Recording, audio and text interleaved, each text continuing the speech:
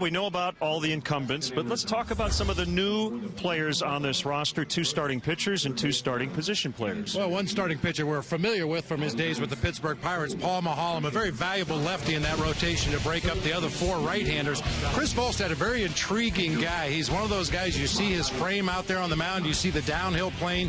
He figures to be a real dominating presence in that rotation. And Ian Stewart trying to jumpstart his career again at third base with the Cubs. David DeJesus will be the leadoff man. Well, for Ian Stewart, got off to a slow start this spring, but lately has really been swinging a hot bat for the Cubs, playing stellar defense down at third base. And David DeJesus gives Dale Swaim that option in that leadoff spot, a guy who throughout his career has had a good on-base percentage. 3 of those 4 guys are in the lineup today for the Cubs, and Albert Pujols is in the lineup for the Angels. We'll have Cubs baseball from Arizona next.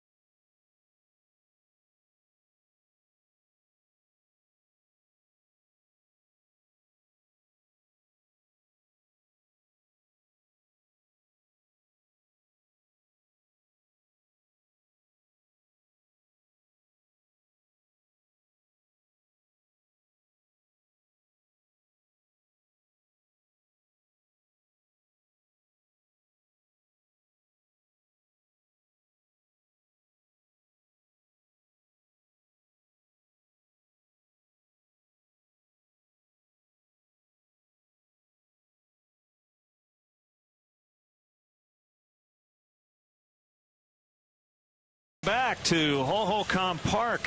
Cubs spending their 34th consecutive spring training here in beautiful Mesa.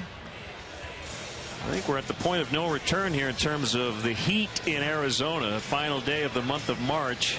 Bob, I think we're going to reach the low 90s today. The weather has generally been outstanding throughout the spring, and as we take a look at the extended forecast back home, it looks like it'll be all right on the first homestand, too. A lot better than we anticipated with the mild winter in Chicago. We were assuming that we were going to see single-digit temperatures and snow on opening day, but it sounds like we should be okay. Nothing like we have here in Mesa today, but we'll definitely take it. Cubs at 14-16-1. The Angels 17-10-1 in the Cactus League. Well, the Angels lineup brought to you by BMO Harris Bank. Pretty representative. In fact, the top 8 guys in that lineup will be in their opening day lineup. Eric Ibar, the shortstop. Howie Kendrick is at second. Albert Pujols. The Cubs are happy to see him in the Cactus League, and then that's it. Hunter Wells, Mark Trumbo moving from first to third. I think we know why. Chris Iannetta, the former Rocky. Peter Borges in center. He can go get him. And Garrett Richards trying to grab a spot in their rotation. And let's take a quick look at the Cubs defensively this afternoon. It'll be Reed Johnson in left field. David DeJesus sliding over to center field for today's ball game. Joe Mather will man right field. The infield from third to first is Ian Stewart, Darwin Barney, Jeff Baker, and Brian LaHare. Steve Clevenger named the backup catcher to Giovanni Soto just a few days ago. He'll be behind the plate for left-hander Paul Maholm. Maholm, a #1 draft pick by the Pirates back in 03, coming off a season in Pittsburgh when he went 6-14, but had a stellar 3.66 ERA. He will pitch the 5th game of the season, which will be game 2 of the second series against the Milwaukee Brewers. It's kind of interesting. The #5 starter was announced before the 3 and 4. Just kind of worked out that way. He got off to a slow start this spring due to the flu, and coming off some shoulder issues late last year, but has been healthy. And actually, Bob, Mahalam will stay one extra day and get a side session in here in Arizona, and then fly home and be on the field for opening day. Hey, you mentioned the slow start, partially due to the illness, but really pitched well his last time out. A 2-0 Cubs victory over San Diego. Went 5 innings, gave up only 4 hits in that game. Shutout baseball. So the shortstop Eric Ibar leads it off and takes ball 1 inside. Switch hitter.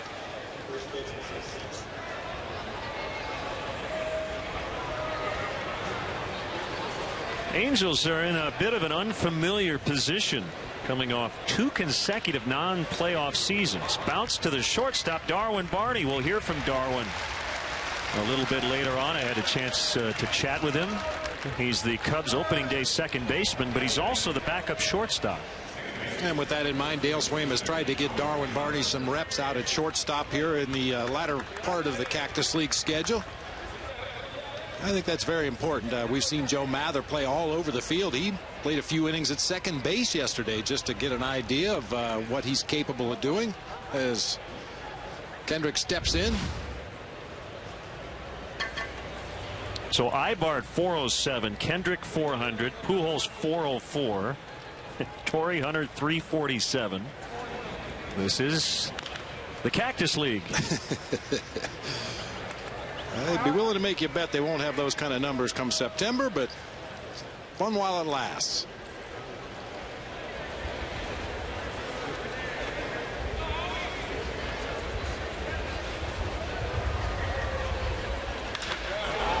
Out into deep right center for Howie Kendrick.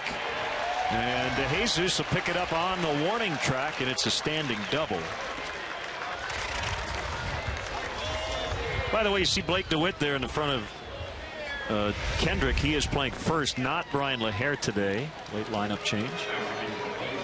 Right, Kendrick, you saw with the 4 home runs this spring, really coming back with a vengeance, showing some opposite field power here, splitting the gap in right center.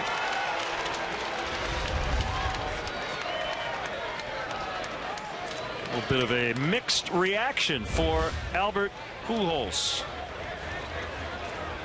And to kind of get used to spring training here. Spent his whole career training in Florida with the St. Louis Cardinals. And that ball out into deep left center for big Albert.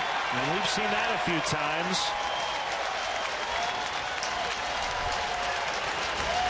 Well, it won't count on his career total of 445 homers in 11 years. But it does count in the Cactus League, and that's already his 6th home run. I don't think it makes any difference where Albert Pujols has spring training. This is what you're going to see a lot of this summer. Looked like a changeup just off the outside corner, down by the knees. Albert waits back and jerks it to left center field. Tremendous power. Man, we won't miss seeing him 18 times a year. Called strike on Torrey Hunter. Well, the thing about Albert, Lennon, we've talked about it at length in our telecasts in the past. He's one of those rare superstar players that sets a great example for the rest of the team. One of the hardest workers on any team he's ever played for. Tony La Russa sang his praises loudly in St. Louis, and I'm sure Mike Scioscia is going to love him down in Southern California.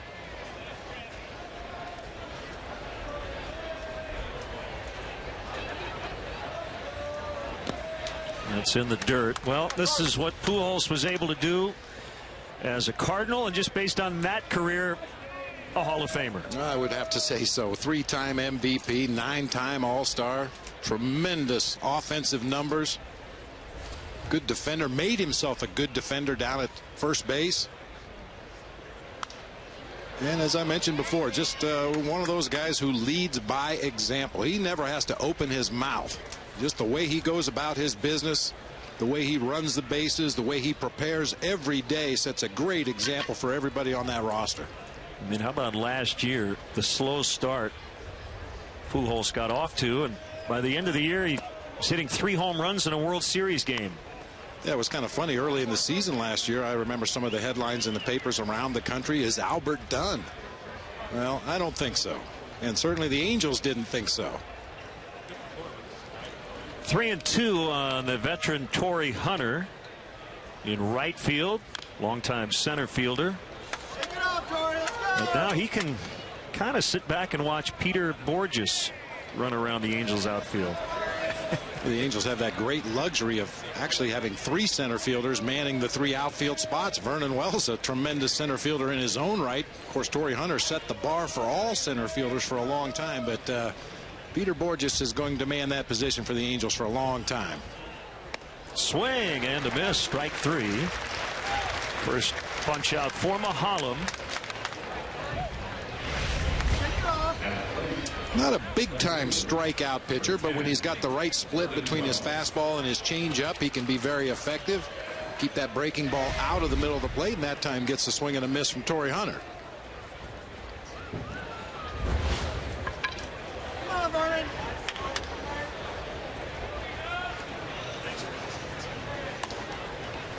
Outside to Vernon Wells.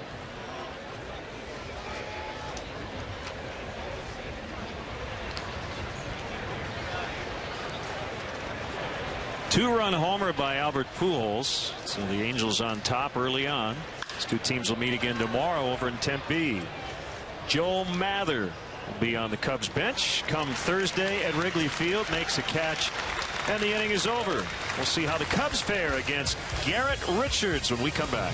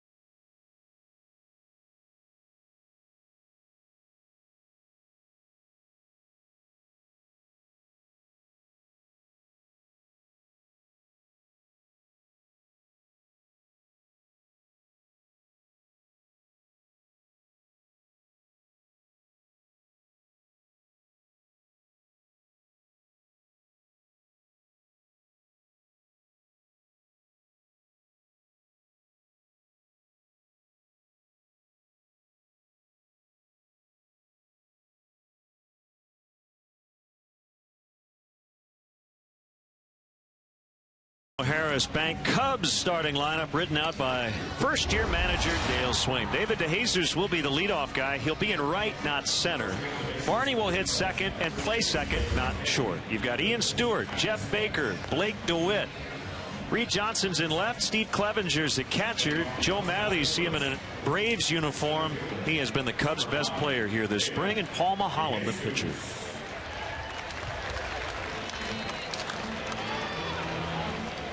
Well, this is an important start for young Garrett Richards, the 23-year-old right-hander. Former Cub Jerome Williams is pitching in a minor league game today. One of those two guys will be the number 5 starter for Mike Scioscia. They don't need a 5th starter until the middle part of April. But Williams was slowed earlier this spring by a hamstring injury. He's trying to grab that spot, but it could be Garrett Richards, Bob. He's their top pitching prospect. Yeah, made the jump all the way from Double-A Arkansas to the major leagues last year. He was 12-2 with an ERA just over 3 in Double-A ball. Called up to the major leagues, pitched his best game of the season, his final start of the year against the red-hot Texas Rangers. Went 5 innings, gave up only 2 hits and a run in that ball game. He was a former #1 draft pick back in 2009. David DeJesus really wants to get it going here late in the spring as we head toward opening day. It's been a very slow spring to this point, coming in at just 173.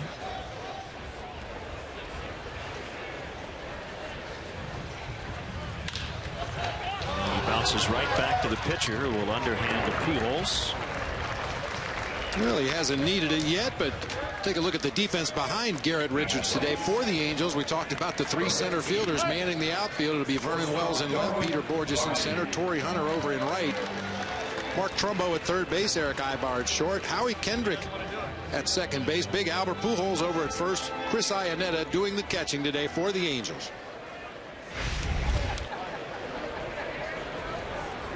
Now Darwin Barney, without a home run, but he's hit for gap power, and he's driven in 13 runs to go along with a healthy .419 batting average. You know, Len, I think in a roundabout way, it's a good thing that Darwin Barney hasn't hit home runs down here in the Cactus League. Got a lot stronger in the offseason, added about 15 pounds to his upper body, but if you have Darwin Barney at the plate trying to hit home runs, you're in trouble. All he wanted to do was drive that ball into the gaps. As you mentioned, he's been doing it this spring. The home runs will come by accident, but he just wanted to have a little more sock in that bat to find those gaps and occasionally drive the ball over the heads of the outfielders.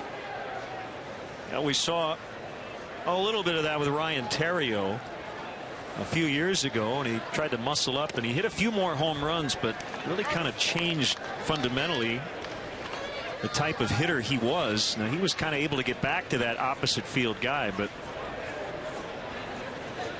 for lack of a better term, Bob, you want the little guys to do the little stuff. Yep. It's always an unexpected treat when a guy like Darwin Barney, or you mentioned Ryan Theriot, step up to the plate and lean into one and hit it up into the seats, but you sure don't want to count on that, especially if you're one of those little guys. They should come by accident only. Ian Stewart on deck. Here's a 3-2 pitch. Up in the air, Borges will make the grab for the out.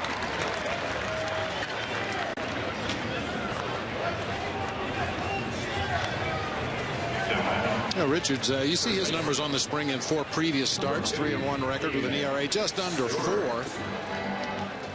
Got a real good fastball that consistently sits in the low 90s, occasionally will touch the mid to upper 90s, throws a hard slider, and will mix in an occasional straight changeup. Here's Ian Stewart, who yesterday cranked his 2nd homer of the spring. And hits one hard on the ground into center for a base hit. Bob, this is how good the Angels rotation is. C.J. Wilson, who was the ace of the Texas Rangers, signed a 5-year deal worth $77.5 million, and he's going to pitch 4th for the Angels. Well, I don't think there's any question C.J. Wilson is a #1 starter. Doesn't really matter where he's slotted into that rotation, but your point is well taken. They are very deep in that rotation. Jeff Baker will foul off. Got Jared Weaver, Dan Herron, Irvin Santana, Wilson, and possibly this guy. I think the American League West on paper should be a heck of a battle between the Rangers and the Angels. And who knows, maybe one of those other teams will hang in there, but I think you're absolutely right, just because of what we just mentioned, the depth in the starting rotation for both of those teams, the high-powered offense that's capable of putting up double digits on a given night. Both teams have some speed scattered up and down their lineup.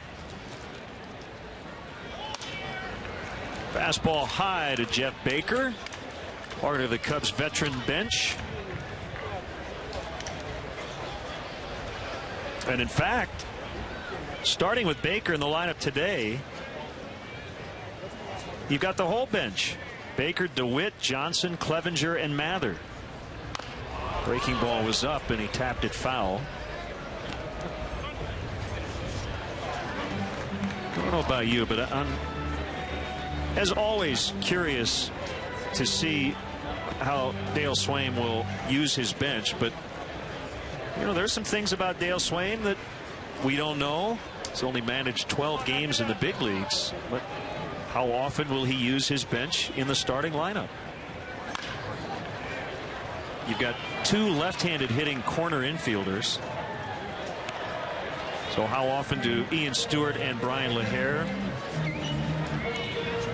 get in the lineup against a lefty like Gio Gonzalez the second day of the season? Well, we've talked about this in the past also, Len. The bench players that you mentioned, this is probably as good as they're going to be. I mean, they've had more at-bats. They've had more plate appearances. And you'd like to take advantage of that. Particularly, we've talked about Joe Mather at length this spring. What a tremendous offensive year he's having, playing multiple positions. And I would assume that Dale is going to try to mix him in there as early in the season as possible to take advantage of that hot bat. Stewart takes off. The pitch is low. Throw to second. Save. Stewart just got in.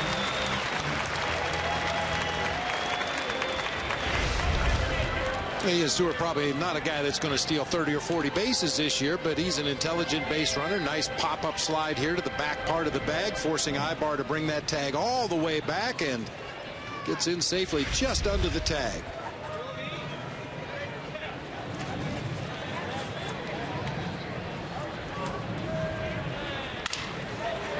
It'll be a fair ball, backhanded by Trumbo, and he throws out Baker.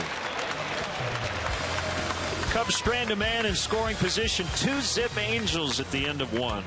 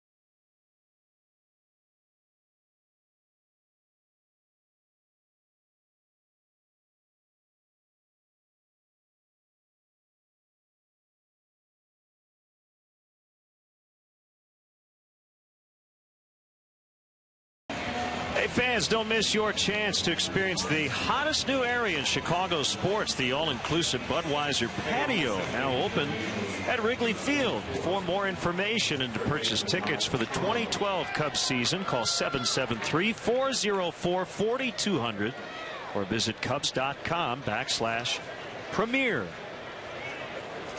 The berms are jam-packed today. This was a very hot ticket with Albert Pujols and the Angels coming to Mesa for the only time this spring. Cubs always one of the top draws here in the Cactus League. Over 10,000 here yesterday when the Dodgers were here. Hey, you know it's a hot Cactus League game, Len. It's not unusual to see scalpers out in front of Hohokam Park for a Cubs game, but when you see scalpers in Scottsdale and Tempe, you know it's going to be a full house. Swing and a miss by Mark Trumbo. He's gotten a healthy dose of third base here this spring.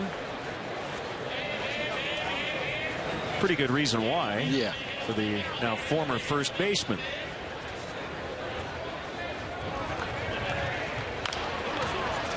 It's not what he's normally going to do. And Mahalan can't get him. Throw got away. It'll be an error on Paul Mahalan.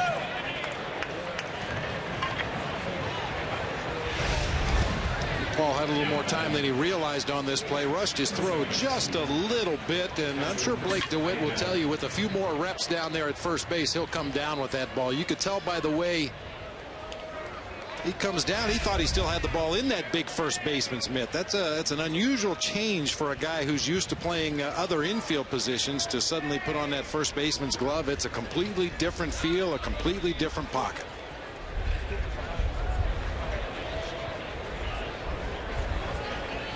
Chris Iannetta takes ball one. Rob Drake is the home plate umpire today.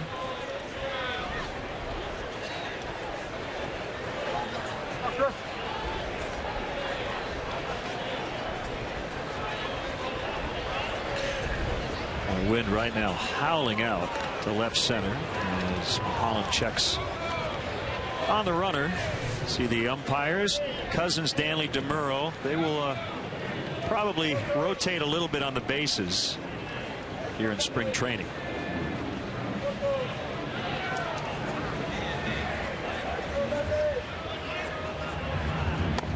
Just to follow up on Trumbo having to move to third. The Angels really didn't need Albert Pujols. They got him because he's a superstar. He's a unique, one-of-a-kind Hall of Fame caliber guy, and they're trying to get back to being the perennial playoff contender. But you think about it, Bob, they have Kendrys Morales coming back from the devastating ankle injury. He's going to be their DH. You've got Bobby Abreu kind of pushed to the side, really no position for him now. And you had Trumbo, who could have played first. So they had actually options. But when you have an opportunity to get an Albert Pujols, you don't worry about those other options, do you? When you have the opportunity in the checkbook, the ability to bring a player like Albert Pujols into the fold, it would be pretty silly not to. Although I have to tell you, Len, I was very outspoken last season. I didn't think Albert was going to leave St. Louis. I felt that he was going to be this generation's Stan Musial. He was going to play his whole career with the Cardinals and probably stay involved with the organization when his playing days were done. So I was as surprised as anybody when he signed with the Angels. That's high. I do wonder, and I don't know if he's answered this or been asked this, if winning that second World Series as a Cardinal had any effect. You know, the idea of we've kind of accomplished everything we can here. Let's do it somewhere else.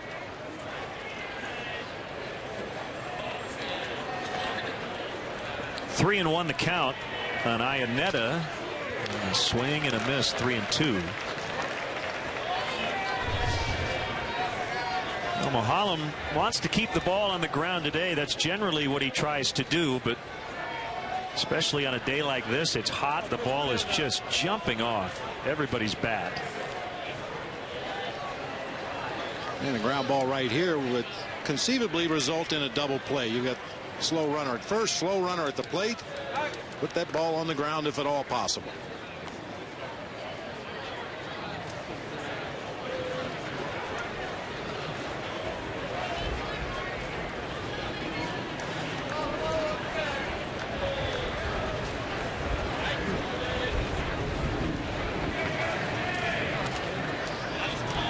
Trumbo not running, and that one's fouled away.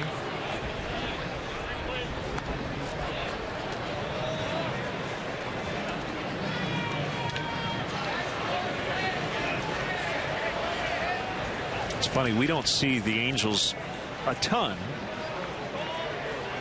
but Mike Scioscia, going into his 13th year as their manager, we kind of know what he likes. And in acquiring Chris Iannetta from the Rockies, I can tell you this: if Scioscia didn't like his defense, they wouldn't have gotten him. A little squib shot, and DeWitt's only going to have first base as an option. That goes 3-1. You know, Mike Scioscia is a former catcher. He really values that as much as offense behind the plate. Yeah, you know, not only the things you do defensively behind the plate, blocking balls in the dirt, framing borderline pitches, throwing out attempted base stealers, but the mental part of the game. How do you handle the pitching staff? What kind of relationship do you have with the umpires? Can you decipher signals quickly from the bench? Because Mike Scioscia, I'm sure, being a former catcher himself, is very aware of sign stealing, and it's not going to be easy to get inside Mike Scioscia's head and steal any signs. I mean, they had a pretty good system going there in Anaheim before with Jeff Mathis, who's now with the Toronto Blue Jays, considered the defensive side of the catching equation, along with Mike Napoli, considered the offensive side. Peter Borges on his 25th birthday takes an outside corner fastball 1-1. You had a good idea. I wish you had thought of it at 10 o'clock this morning. Tony Campana and Peter Borges maybe doing a 40-yard dash before the game. That would be fun to watch. I'll tell you what. And I know Tony would be up for it, and I'm sure Peter would too. Guys that can run like these two guys can run, they relish the opportunity to showcase their skills in front of the other guy. Tony Campana here in the ballpark today, watching from that Cubs dugout, and probably wants to stand at home plate and race him down the first baseline.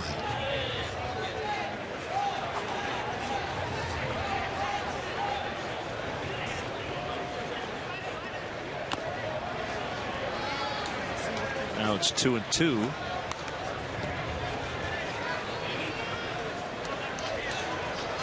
Not that you're necessarily willing to do it, but don't let anybody get you into one of those 40-yard dash deals, because one of your former teammates tried it this week and blew out a quad and a hamstring. Mark Grant. I don't know who he was racing. Of course, Mark, the Joliet native and Padres broadcaster. He got sucked into a 40-yard sprint with one of the Padres coaches or something, and had to end up limping up to the press box. Well, Mud couldn't run when he played, for crying out loud. Your body just won't let you do it after a while. On a bounce, and Barney is going to get Trumbo caught in a rundown. Borges will take second as Jeff Baker applies a tag.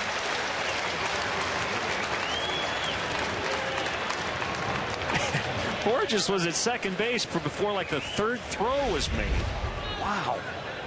This is just a bad base running on the part of Mark Trumbo. That ball's right in front of him. The rule of thumb is if the ball is hit to your left, it's safe to advance on to third base. If it's hit to your right, you have to hold your ground. Cubs able to catch the Angels' third baseman in a rundown, but as you mentioned, Peter Borges never slowed down, rounded first, and he is in scoring position here with 2 outs in the inning for the pitcher. He probably won't swing. Usually in these spots in spring training, Mike Scioscia tells his starting pitchers, take, take, take.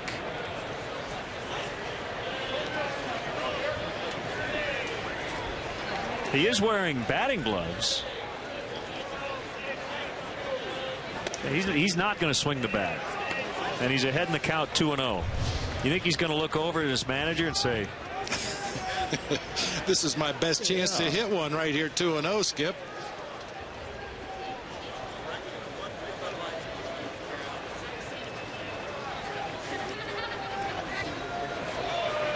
Borges will steal third. It's 3-0.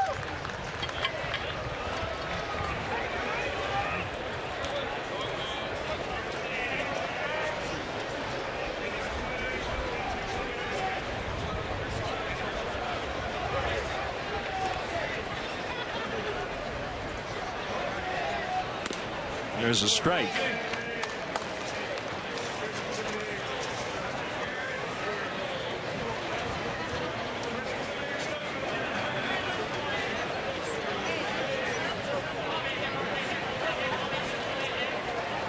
Three and two.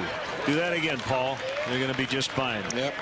I mean, it's already been a productive at bat for Richards. Just the mere fact that he made Paul Maholm throw at least 6 pitches to retire him in this situation. Not so significant in spring training, but certainly a big deal during the regular season.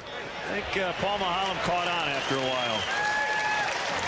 3 balls and then 3 consecutive strikes to end the inning.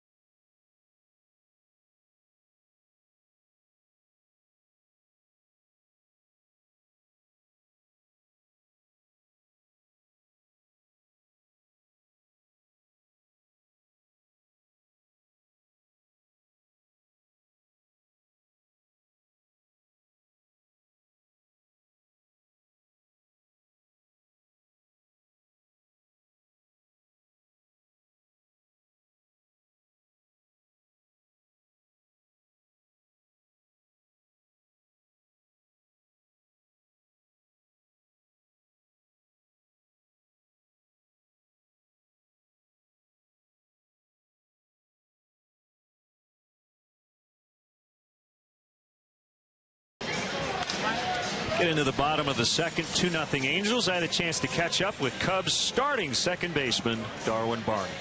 Darwin, the numbers kind of speak for themselves. I know it's only spring training, but you look pretty locked in at the plate. You know, I'm just trying to get comfortable. I think that's what we're all doing. You don't want to, put too much of an emphasis on your numbers in spring. You just want to gain confidence going into the season. April 5th is kind of what we're looking for, and I think we're all trying to gain that confidence. You added some muscle over the winter. I know the main goal was to maintain your weight throughout the season, so talk about that. But also, I'm curious if it's going to change your offensive approach. I've seen you hit a few more gappers this spring. I just, you want to stay strong. And for me, I lengthened my workouts so that, the long days of spring training, I wouldn't lose a lot of weight. I lost a lot of weight last year in the spring, and so far I've done a good job keeping it on. So, it's just one of those things where I'm not going to change my approach. My job is to, get base hits and move runners and drive them in when they're on base, and, just like anybody else. So, hit more gaps, but, I think that's just a tribute to the work I've done with Rudy. We're working really hard, and we're trying to get our work done. Do you feel like a second baseman now? I guess shortstops always feel like that's going to be their natural spot. You're playing short today as the backup to Castro, but do you feel like second base is now what you dream about at night as opposed to playing short? Well, I'm definitely feeling more comfortable there. There was a time when I'd play second base for 2 weeks and go over to shortstop, and I'd feel back at home. It's definitely the other way around now. You don't want to lose the ability to play shortstop. If anything happens to Starlin, I'm going to have to do it. So. It's in there. I'm happy to be out there every once in a while, and a lot of second basemen that I talk to are envious that I still get to play there. So it's something I don't take for granted. Keep working, and I'm happy to play next to Starlin any day. You're working with Rudy again, but also kind of a de facto hitting coach and your manager in Dale Swaim. Have you talked to him about that approach? And I know defensively you and Starlin do as well, but I know he's really into the use of video and scouting reports. Dale's awesome. I think one of the things he has changed in my approach is being more aggressive. Last year I tended to get passive, at certain times, trying to walk, get on base, but you get on base by hurting guys in the zone, and that's one of the things that he's been preaching to us. And if you ground out 0-0, it's no different than grounding out 2-0. If you get that fastball, you want to be aggressive, and I think that's one of the things that he's trying to let us know. And for me personally, that's big because I was a 0-0 take every time, 2-0 take, try and work counts, but if they're going to throw it in there, I want to try and hurt them so that it might help me later in the year. Last thing, you ready for opening day? I feel like we get to this point in the spring, everybody's starting to pack their gear and kind of look ahead a little bit. Yeah, you're ready. I don't know if I want to waste any more hits, so we'll just go up there, try and have good at bats, see a lot of pitches, and just stay comfortable and confident. It's a confidence builder in the last few days, and you want to go into April 5th ready to go, and I think we're ready. It's good stuff from Darwin Barney. Steve Clevenger will bat with 2 outs and nobody on. Beat out Wellington Castillo for the backup catcher's job. Bob Dale mentioned something really interesting about slugging. He said you build your slugging percentage the first 3 or 4 pitches of an at bat, not the last couple. In other words, once you get to 2 strikes, you're just trying to battle. Guys who hit home runs, I think Pujols hit the first or second pitch off Mahalan. That's where you want to do a lot of your damage. Yeah, first pitch, second pitch, when you have the count in your favor, 2-0 or 3-1, those are the counts where you can jack up that slugging percentage. Really let it go, like Darwin Barney said. You look for a pitch to hit, try to hit it hard. Not necessarily try to hit home runs, but that's when you can hurt the other pitcher, when they have to come into the strike zone and you're ready for it. And the ability of Darwin Barney to slide across the bag and play shortstop it eliminates the need for carrying a backup shortstop on the roster. We know that Jeff Baker can play third and second. We know Blake DeWitt can play third and second. But otherwise, you would have to carry a guy on your bench just to be a backup shortstop. But the fact that Barney can slide over there, should anything, God forbid, happen to Starlin Castro, very valuable when it comes to making your 25-man roster. Well, the guy at the plate would probably volunteer. Steve Clevenger is a converted shortstop. He's really taken to catching, though. And going back to our point about Mike Scioscia, there's no question Clevenger wouldn't be on this roster if he wasn't a good defender and game callers. Well, your backup catcher's got to be able to do those things well.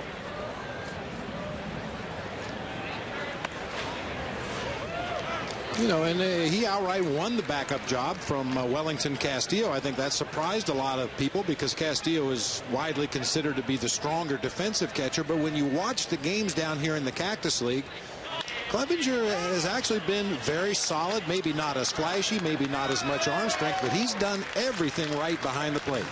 Thanks to Darwin Barney for chatting with us earlier. 2-0 Angels after 2.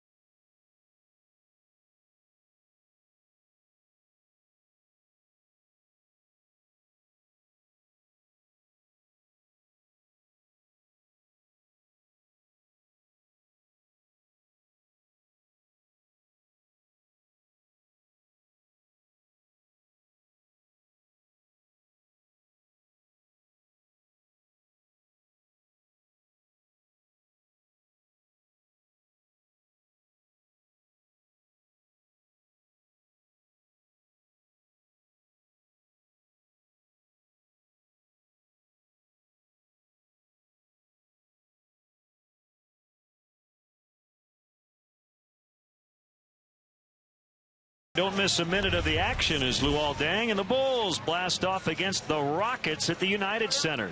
Coverage begins at 6:30 with McDonald's Bulls pregame live. Bulls Rockets Monday night at 6:30 only on your home for Bulls basketball. Comcast Sportsnet, fans' best friend.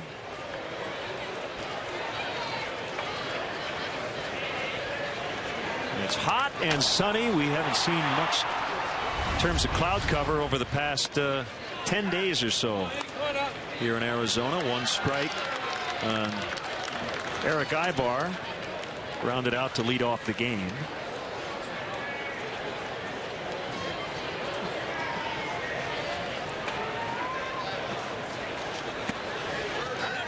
Caught the inside corner. 0-2. Well, Len, you've seen enough games down here in Arizona to know this is the kind of day if a ball's hit in the air, it's going to be an adventure, especially as the afternoon moves along and those balls hit to center field and the right side of the field. Very, very tough to track them in this high Arizona sky.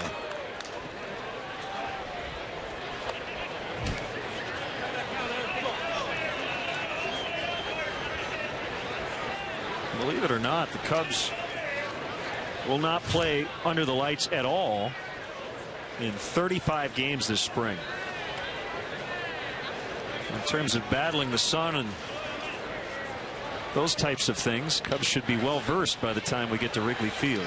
Stewart will throw, and that's the first out.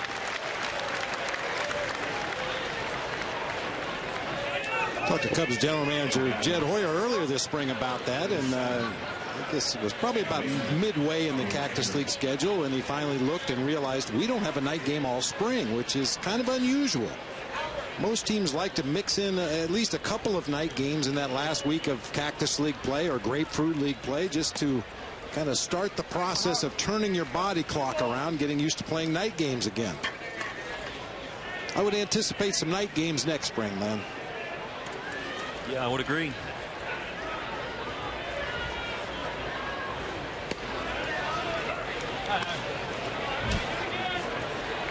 Really, the only team down here in the Cactus League that plays a lot of night games is the San Francisco Giants over in downtown Scottsdale. They take advantage of the crowds and the old town nightlife scene over there in Scottsdale, and we've seen a lot of night games at the Giants Stadium in Scottsdale.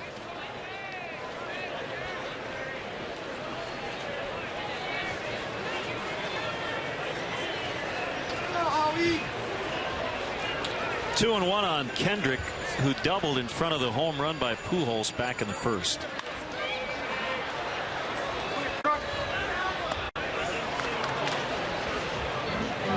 In terms of what's left to be determined in the Cubs opening day roster, just a couple of bullpen spots. That's it.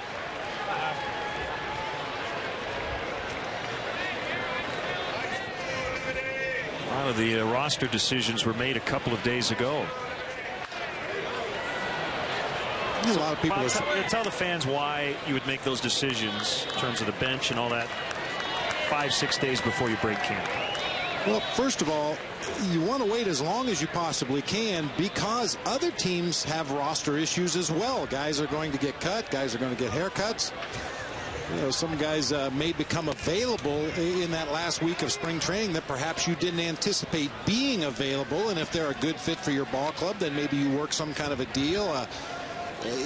You never divulge any information until you have to. There's no reason to jump the gun and name your starting rotation and your starting lineup the first week of spring training. Any more reason than naming your bench or your bullpen. You wait until you have to because somebody may become available.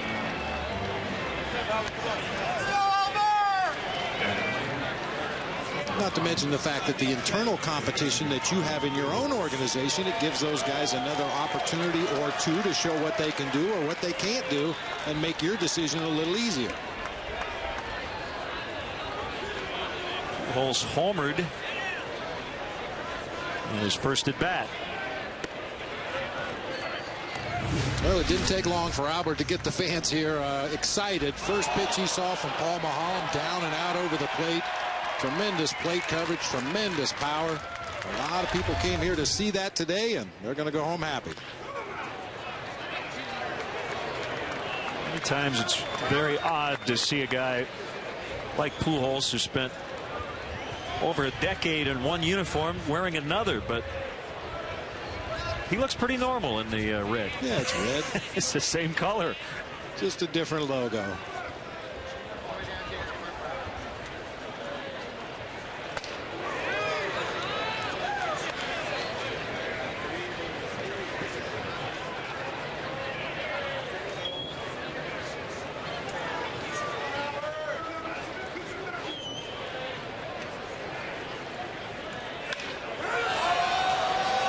This will be Joe Mather. And that's it for the Angels. The first 1-2-3 for Maholm here early on.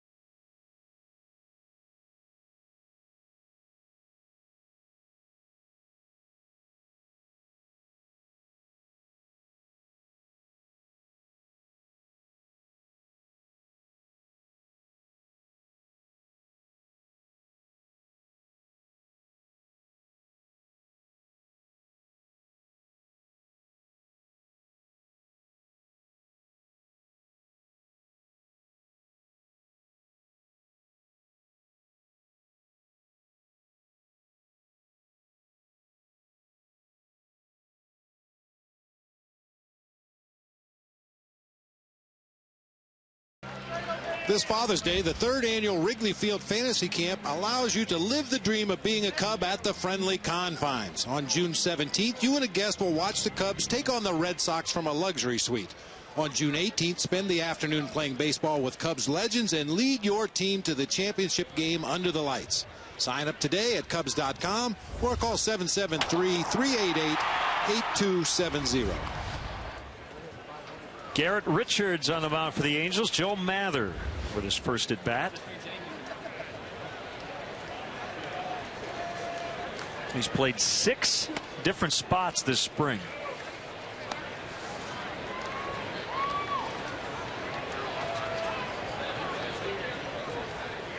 That's what he did at AAA last year.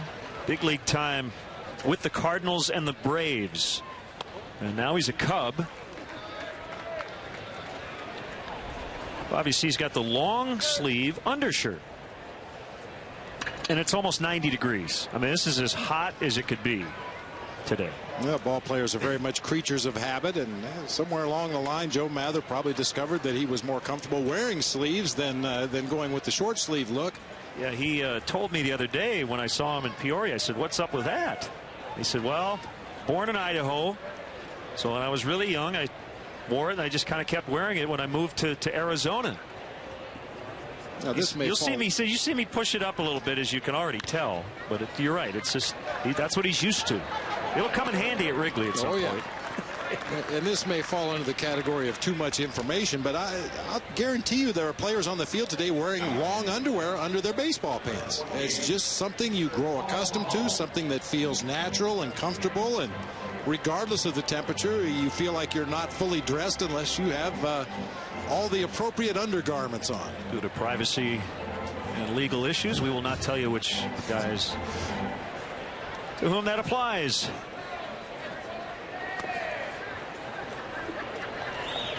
One and nothing.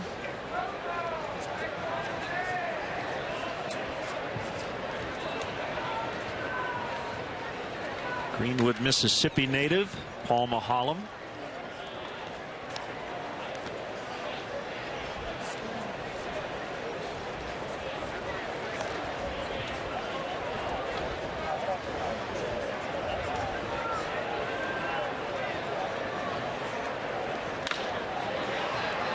Backhanded play, Ibar, lots of time.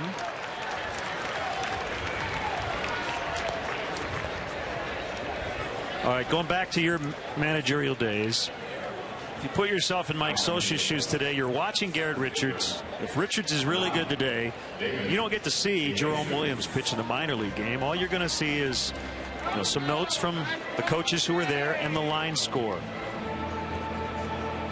Do your eyes usually give the guy you're watching a little bit more of an advantage? I think it's inevitable, and you know exactly what you've seen with your own eyes, and as much as you trust your own coaching staff to bring back a good report on Jerome Williams, you know what you've been watching all afternoon. So I think that's one of the harder things about a manager's job when you're put in a position of choosing between 2 or 3 players and can only see one of them work on a given day.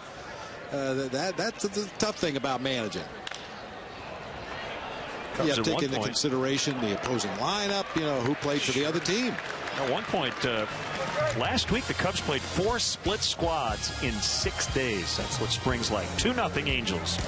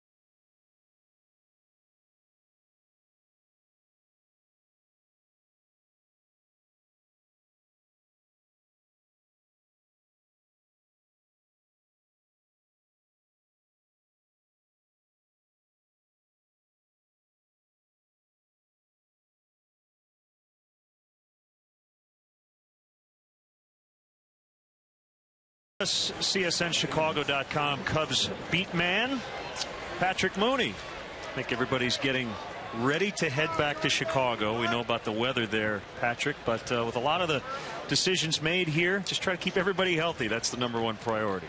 Yeah, exactly. If you ask players, they would have liked to have left maybe 10 days ago. But, yeah, as long as everyone stays healthy and no rain or snow on opening day. Torrey Hunter leading off the Angels 4th. Patrick, your overall impressions of spring training with this new baseball front office and the new coaching staff?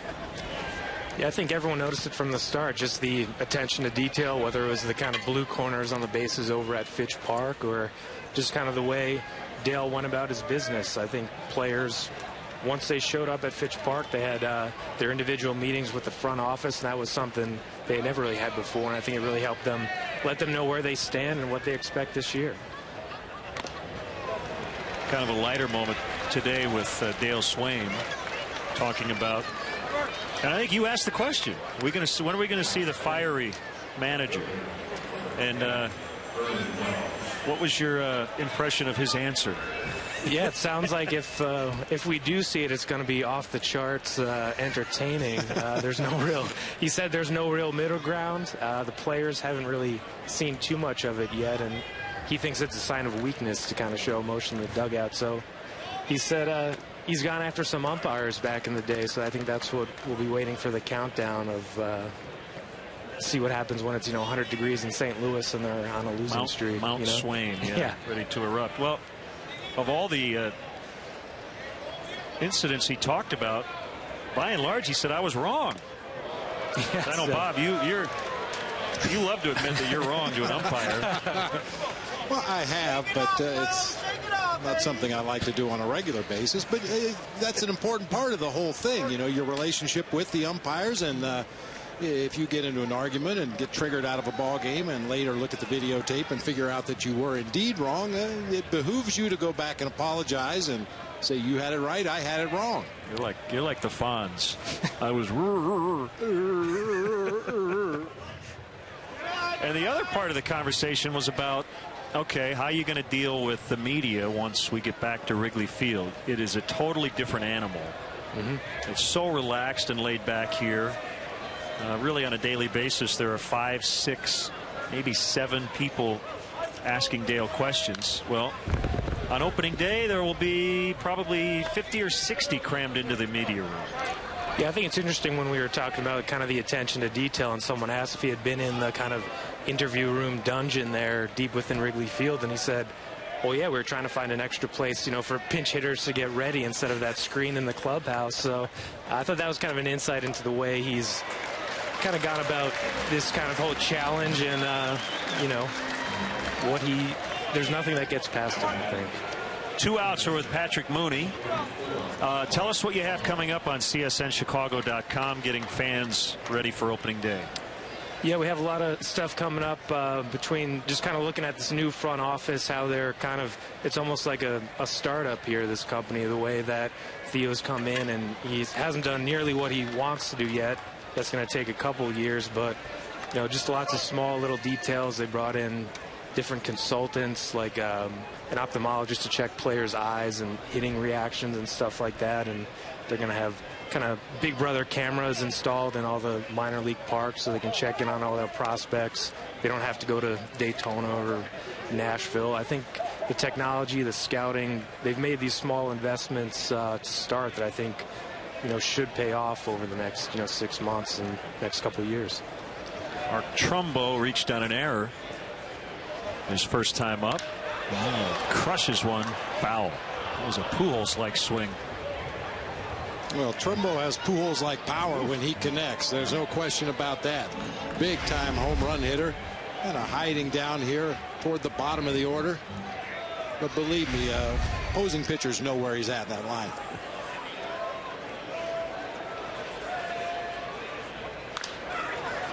Well, it's unfair to ask it, but this is what we do in the media. One big key to this season, Patrick, if something has to go right for this team to compete in the division, what is it in your estimation? I think it's the starting rotation. I'm not sure if they stack up with anyone, as what Dale said yesterday, but their whole belief is that they'll have a credible starting pitcher on the mound every single night, and we saw what happened last year when Randy Wells and Andrew Cashner went down. And Paul Maholm says, I expect to pitch 200 innings and make all my starts, and if this starter does that, I think they can be competitive in a kind of a watered-down division with Albert Pujols, now in Los Angeles. 3-2, and that is ball 4. Keep the inning alive. Yeah, I think we're all curious to see how the Cardinals play this year without their manager for the last 16 years, without Dave Duncan, their pitching coach, who's on an extended leave of absence, without Pujols. Chris Carpenter is going to start the year on the shelf. How will Mike Matheny handle a ball club for the first time? I think Milwaukee's still the team to beat, though, guys. They lost Prince Fielder. They added an RBI bat in Aramis Ramirez, but their pitching is intact, and that's certainly a key. Coming in is Mather, and he makes the catch. That'll end the inning. Patrick Mooney, you do a wonderful job. We want to remind everybody to check out csnchicago.com on a daily basis for Cubs news. Thanks, Patrick. Thank you, Glenn.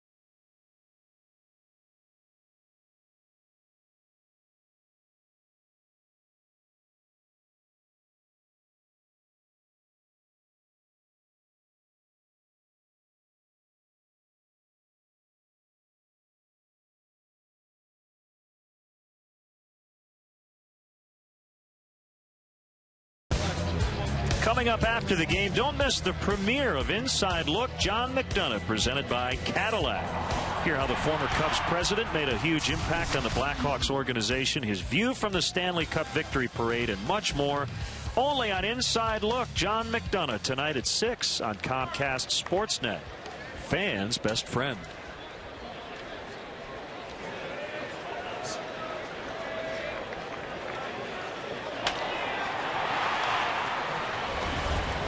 Darwin Barney flied out to center in the first. Well, that'd be interesting to get your take. You asked Patrick what he thought had to have happened for the Cubs to be competitive this year. What do you think is maybe a very important thing early in the season? I think offensively, this team has to score more runs, quite honestly. Ian Stewart, David DeJesus, the newcomers. Brian LaHare, I'm very curious to see what he can do being handed a full-time job. But I'm not worried about the rotation. Bullpen, definitely there are some question marks, but I just think this team needs to score runs. And as you know, Bob, if you make mistakes defensively, and the Cubs should be better defensively because of all the work they've done, but it's hard to win when you don't play good defense and you don't score. Makes it nearly impossible. And there's been an increased emphasis on fundamentally sound defense and fundamentally sound base running, doing all those so-called little things. Wow, what a barehanded play by Garrett Richards. Wow. To get Darwin Barney.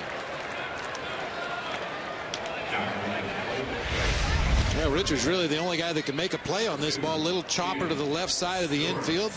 You can see Trumbo just coming into your picture from his deep position at third base, and Richards with the bare hand snag and toss just in time to get Barney at first.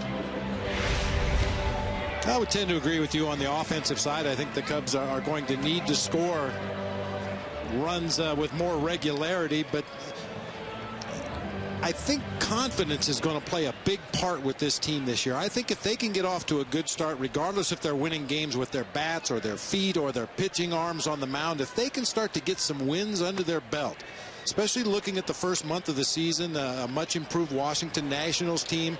You mentioned the Brewers for 4 games, 2 series with the Cardinals, a series with Cincinnati. The Phillies come into the picture late in the month. If they can find a way to keep their head above water and win more games than they lose in that first month of the season and develop that confidence, I don't think anybody knows for sure what might happen. Oh, Albert thought it was the 3rd out. I was looking at my scorecard going, I only counted 2.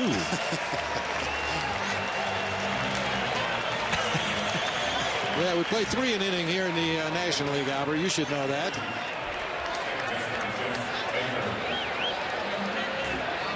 He's blaming it on Clayton Richards, the pitcher, for not telling him as he ran past him on his way back to that third base dugout. Flashing 2 digits to all of the outfielders just to remind them as Jeff Baker swings and misses. Yeah, I guess I just feel like the base running will be better, the defense will be better, the starting pitching will be better. We don't know how much better, but those things will improve. But who's going to hit the home runs and who's going to take the walks? And I think those are questions that still need to be answered. And those are questions that are tough to answer in spring training just because of the nature of spring training baseball. Early in camp, guys only get a couple of at-bats and then they're out of the ball game. Gradually they work their way up to 9 innings and 4 or 5 at-bats in a game. You rarely have what you would consider your regular lineup together on the field. Maybe for the last week of spring training, you'll see your regular lineup out there and your bench guys used the way you're going to use them during the regular season. So that's something that's really hard to predict based on what we see down here in spring training.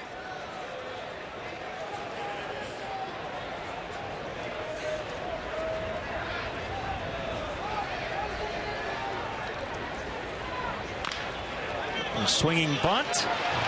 Richards. This one's going to get by, and Baker's going to end up at second. He couldn't make that play. I'm going to guess a hit and an error. We'll see. I think you're absolutely right. Nice swinging bunt. If you could only do that intentionally whenever you wanted to, you'd hit 500 every year. That time Richards' throw sailed to the inside part of first base, running Pujols very near the runner, Jeff Baker, and when it gets by, he's able to advance into scoring position with 2 outs in the inning.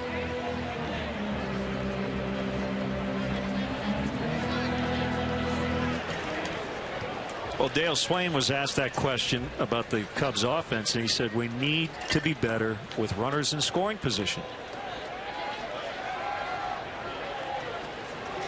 Talked about pitchers treating hitters differently in situations like this one here. Well, Blake DeWitt, 2 outs, nobody on. Garrett Richards is going to treat him differently than he would with a runner in scoring position.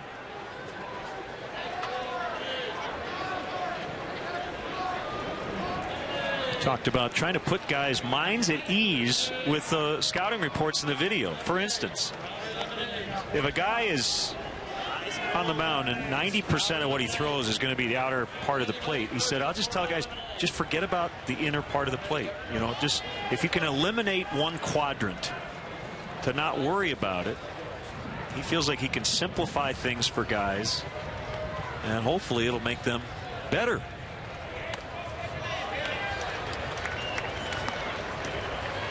Because ultimately, when you break down all that stuff, guys just want to know the basics, right? They don't need the numbers. Keep it simple. Just keep it simple. And that's where Dale's background as a hitting coach hopefully will translate into better at-bats in those situations.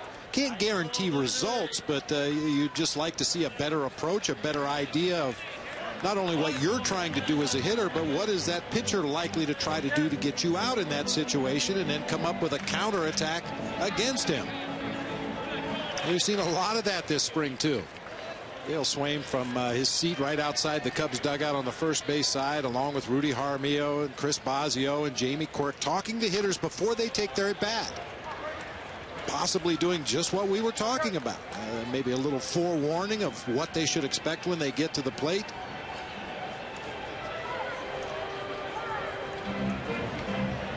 Well, it's a group effort, and while Rudy Jaramillo is one of the premier hitting coaches in baseball, Dale Swaim is very involved in that part of it. He was asked today, "Are you going to have enough time to talk to guys about this stuff with hitting?" He goes, "I got all the time in the world. I talk to you guys for about 10 minutes a day, and the rest of the time I can be a manager and a coach." They get the out at first, and the inning is over. It's nice defense by the Angels this inning, even though they did commit an error. 2-0.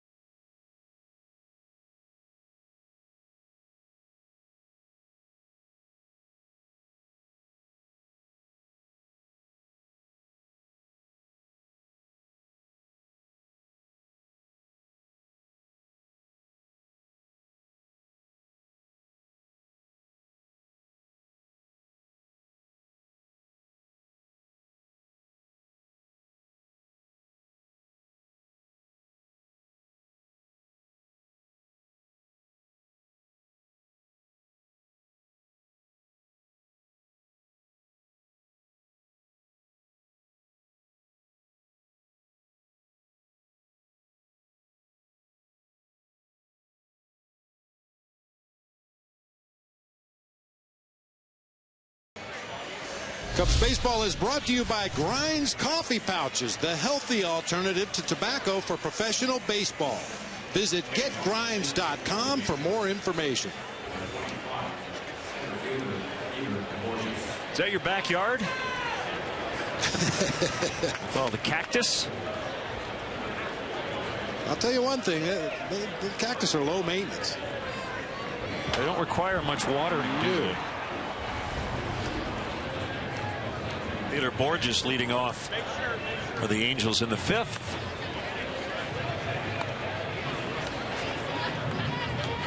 Great to have Mike Leary, Jim Angio, Mark Harper with us today, and our CSN crew, our final Cactus League broadcast as we get set for the regular season.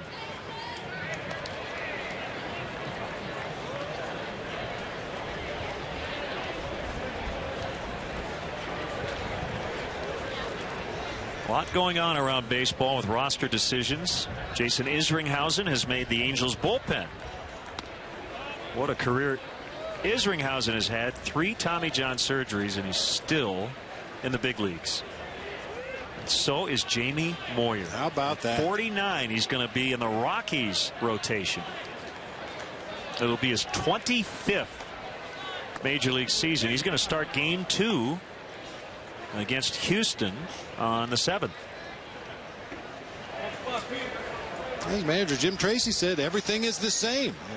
The velocity obviously down from way earlier in his career, but Jamie Moyer was never really a hard thrower, but he knows how to pitch. It's a fair ball for Borges. And it's a leadoff double.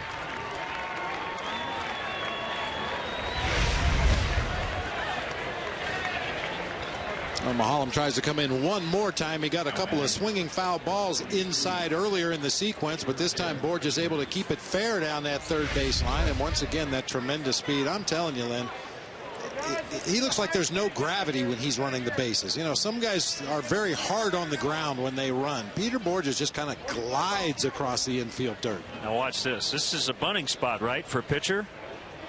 And the Cubs have to guard against it, but I really don't think he's going to attempt to bunt.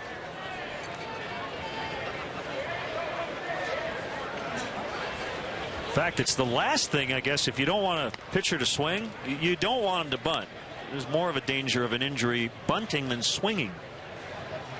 Well, if you trust that your pitcher can show bunt and get out of the way and take the pitch, you might do that just to create a little bit of confusion in the defense, but I don't think Mike Scioscia's even interested in that. Here we go again, 2-0.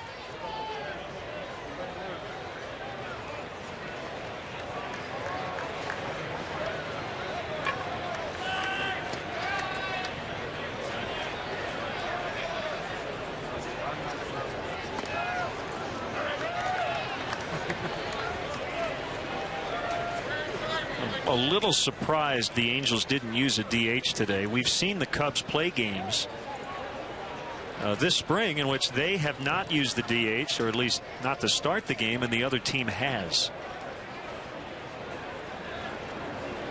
That's a real good idea with the speedy runner at second base. Show that inside move not only on before the first pitch to the hitter, but show it a few more times during the inning.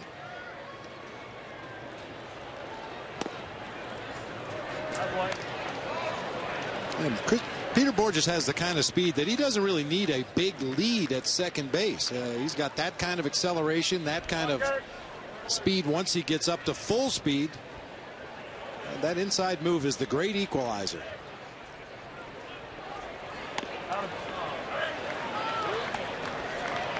Well, Richards has seen more pitches than anybody else in this game. I was just going to say the same thing, Len. We touched on it in his first at bat. It's not that big of a deal in spring training because Paul Maholm is not going to be extended too deeply into this ball game. But boy, during the regular season, if you can have your pitcher see 6 pitches every at bat, that could possibly create opportunities for the rest of your lineup. 6 strikeouts now for Maholm. That's not an easy thing to do as a pitcher. When you know that the guy up there with the piece of wood in his hand is not going to swing it, you might think, well, just lay 3 fastballs right down the middle and get him out of there. But when you know he's not going to swing, suddenly that strike zone gets a little bit smaller, a little tougher to throw the ball where you want. Guess I should pull out my Ernie Harwell line. He stood there like the house by the side of the road and watched it go by. One of the great called third strike calls.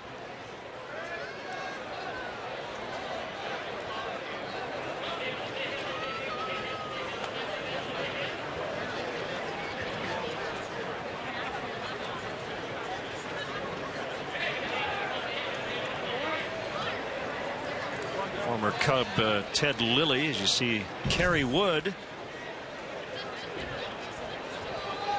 who has 2 more appearances before we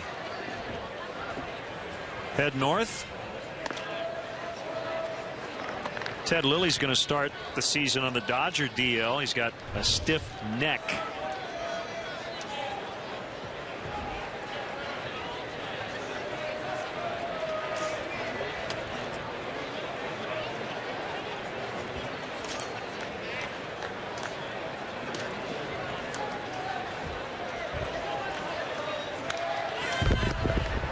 The talk in baseball this week is the sale of the Dodgers.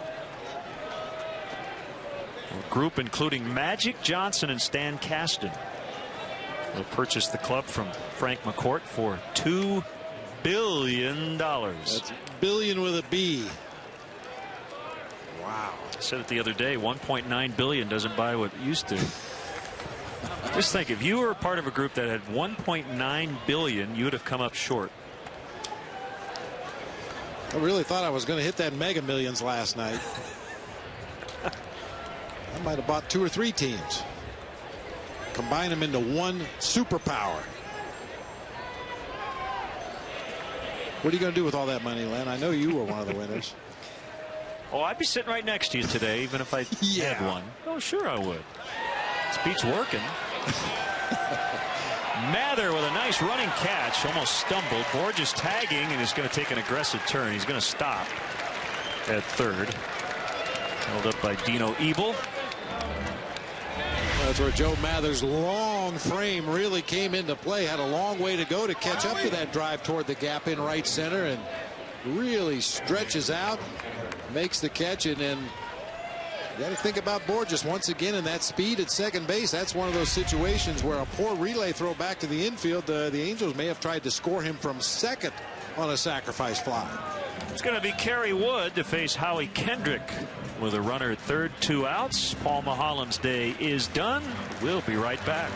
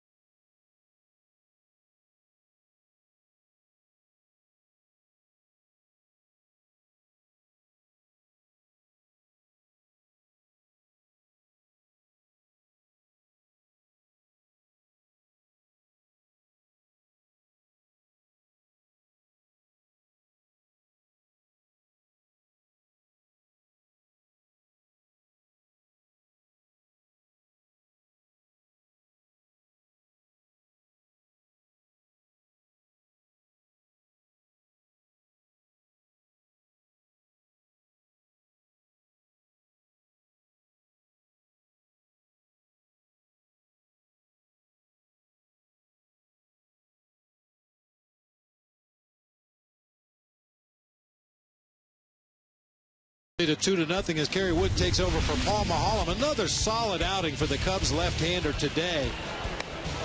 Racked up 6 strikeouts in his 4 2/3 innings pitched. That gives him 12 strikeouts in his last 9 2/3. Really getting that arm strength where he would like it as we go into the regular season. Had a nice fastball today, some good breaking balls down and into the right-handed hitters.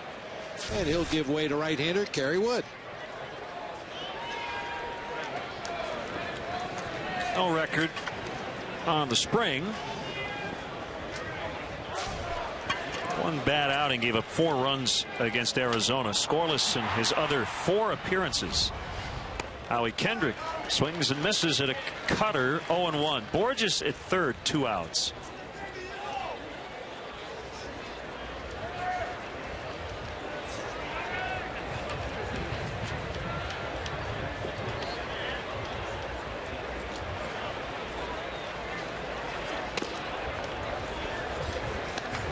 I guess if there is such a thing as a significant outing in spring training, Len, this would be it. It'll be back-to-back days for Kerry Wood. He came in and got an out in the ball game against the Padres, and now back on the mound again for the second day in a row. Something that's very important for relief pitchers as they get to the end of spring training. Throwing back-to-back days, maybe throwing 3 days out of 4.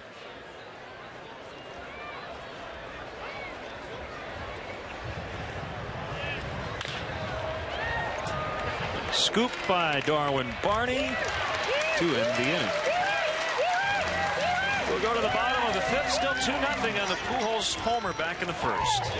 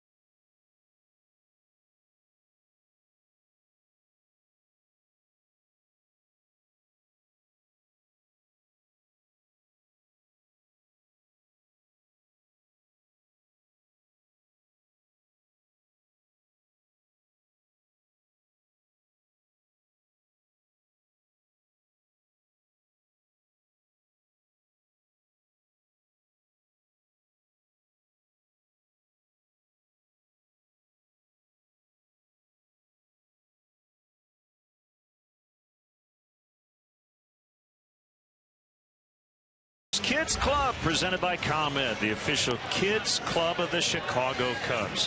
Help your favorite young Cub fan earn his or her pinstripes as a member of the Cubs Kids Club, and they'll receive kid-specific perks, experiences, and merchandise throughout the 2012 baseball season. Visit Cubs.com to sign up today. And let's look ahead to the month of April. You've got the opener on Thursday. Our first CSN Chicago broadcast will be noon Central on Saturday, and then the Brewers come in for 4. Not an easy way to start the season. Steven Strasburg on opening day, although I see Drew Storen and Michael Morse are going to start the year on the DL.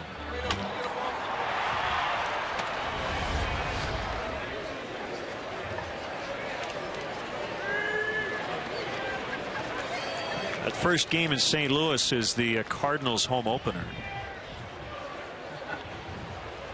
Garrett Richards has been really good today, and a breaking ball for a strike to Reed Johnson.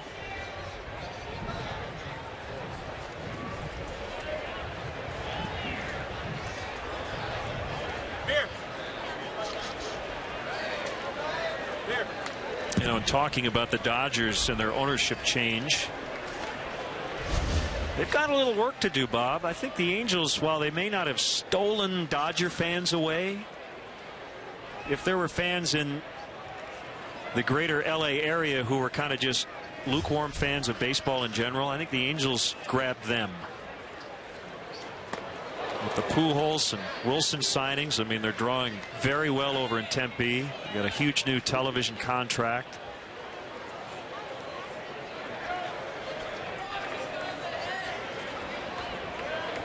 Well, and a lot of negative pub for Dodger Stadium and the fans last year. Yeah. I'll tell you one thing. I don't know what it takes other than a whole bunch of money to be a Major League Baseball owner, but Artie Moreno, when he came in to take over the Los Angeles Angels of Anaheim, I think it was a stroke of genius. One of the first things he did was lower the price of beer at the ballpark. Now, if you want to get fans on your side quickly, discount some of the things at the concession stand, and the crowds went up. The team performed well on the field, and they've just continued to build from that first year Artie Moreno took over the ball club. Now, obviously, the bottom line is having a competitive, winning team on the field, and the Angels, with the moves they've made this offseason, have made it very clear that they intend to be contenders for a long time. Well, and while they've had stability in the manager's chair, they did change general managers, as Jerry DiPoto was hired to replace Tony Reagans. High chopper up the middle, backhanded by Kendrick. Lots of time to get Clevenger.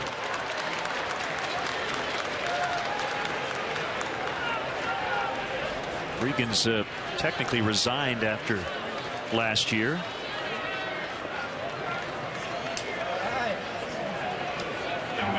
Artie Moreno, how about this? 2003 bought the Angels from Disney for $184 million. You think it's appreciated a little bit since then? Well, he handed out a couple of contracts this winter that dwarf that sale price.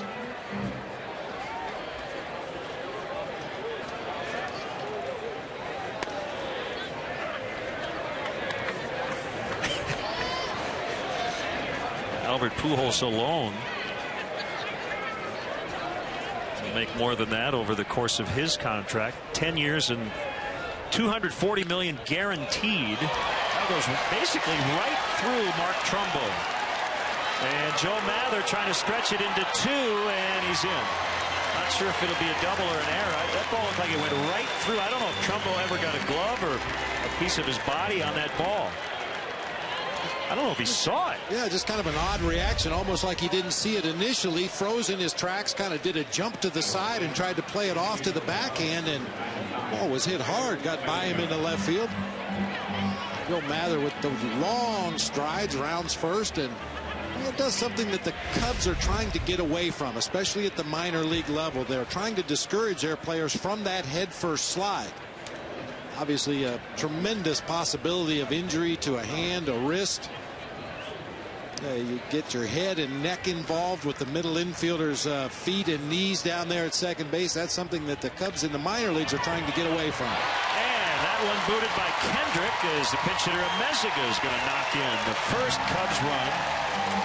Although again, that's probably an error, no RBI. It is 2-1.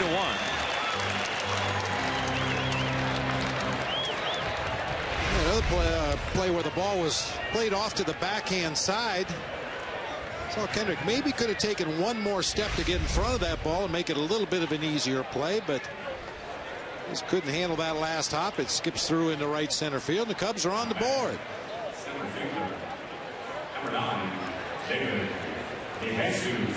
Based on the scoreboard, I think Mather got a double, and Kendrick charged with an error. I'll take your word for it. Sure wouldn't want to make any mistakes on my spring training scorecard. Kidding me? Got to set the tone early.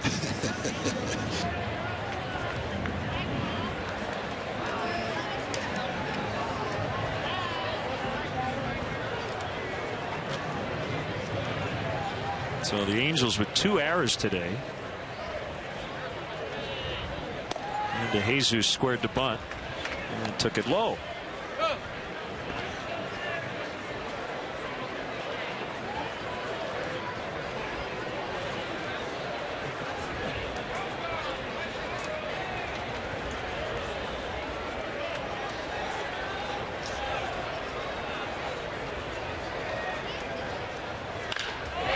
Base hit out into right center. Meziga will make the turn.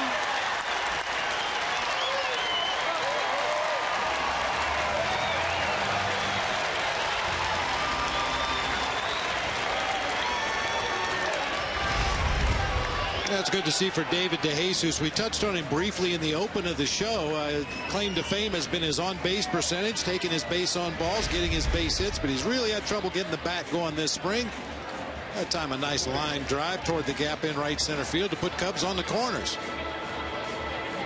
Coach is Mike Butcher.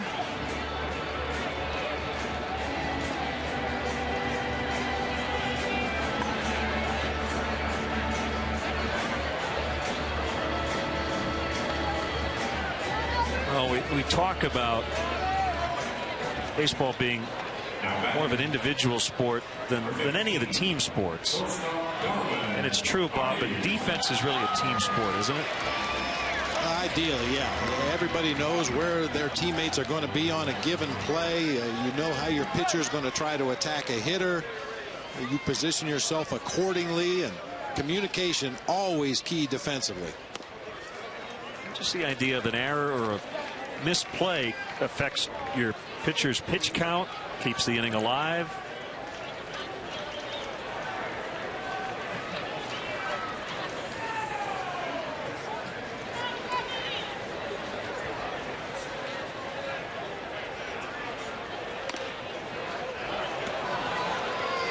Richards gets a high strike, 1-1.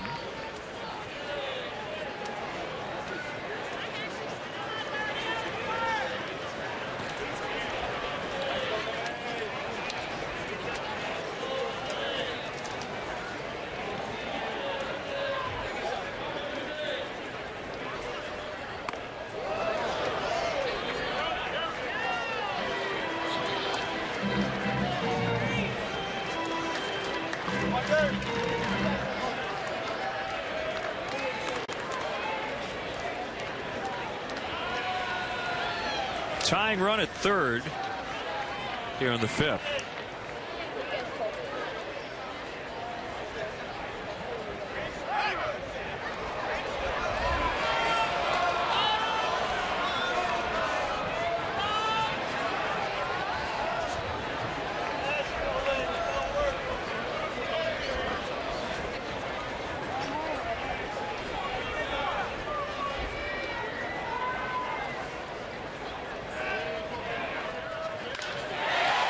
Well, but right at Torrey Hunter. Cubs get an unearned run, however, and they trail 2-1 after 5.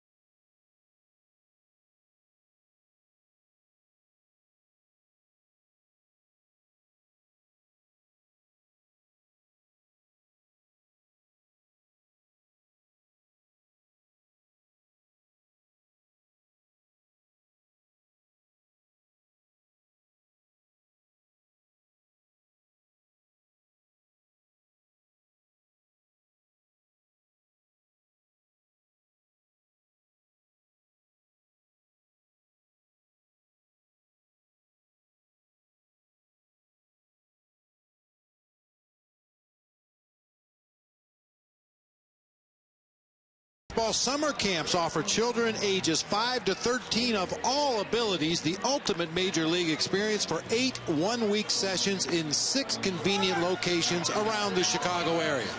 Join fellow teammates for a week of top-notch baseball instruction, exclusive access, and unforgettable moments. Visit Cubs.com/camps to sign your future Cub up today.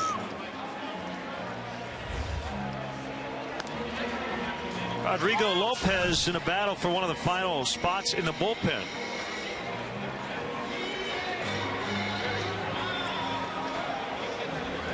Cub fans very familiar with Rodrigo Lopez. Last year he's had a pretty good spring. He's had a couple of really solid outings, including one over in Phoenix against the Oakland Athletics earlier this spring. And Lopez is one of those guys that managers like to have on a ball club because he'll do anything you ask him to do. He'll spot start if necessary. He'll pitch long relief, come in and get a couple of outs to get out of a tough jam at times, and has just gone about doing what he does. There's nothing flashy about Rodrigo Lopez. He's not come up with any new pitches. He's just trying to win himself a job.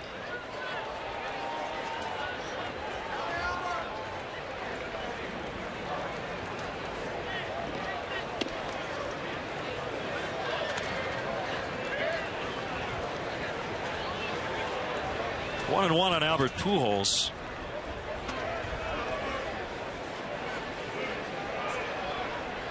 Who hit a 2-run homer in the first inning.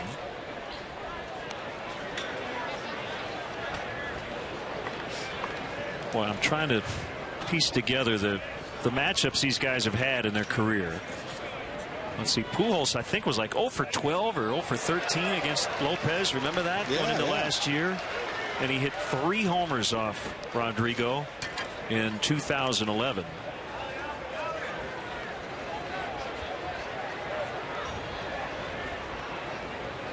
He hit a game winner in the bottom of the 10th on June 5th.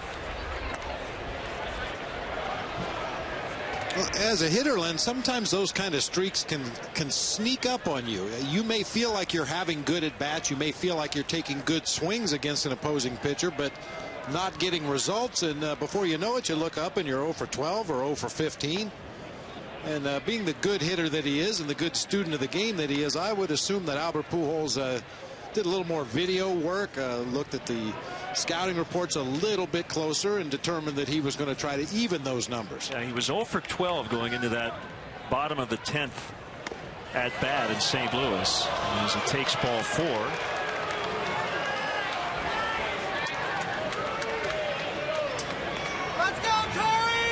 Although, quite honestly, when it comes to him, I don't know if matchups are something I would even look at.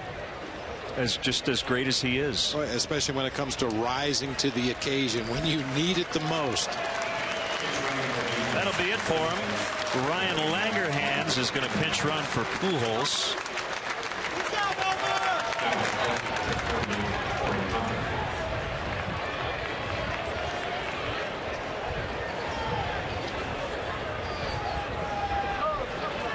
Are you going to miss him?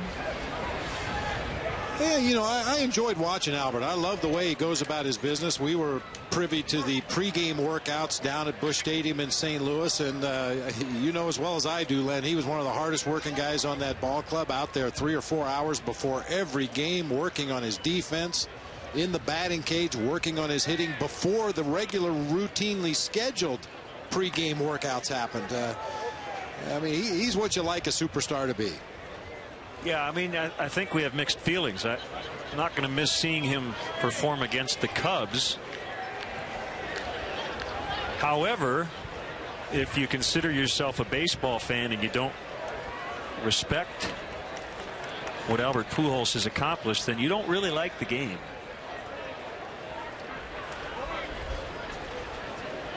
Well, in that respect, we've been watching him for the past 7 years from our perch in the booth at Wrigley Field, so we've probably seen enough.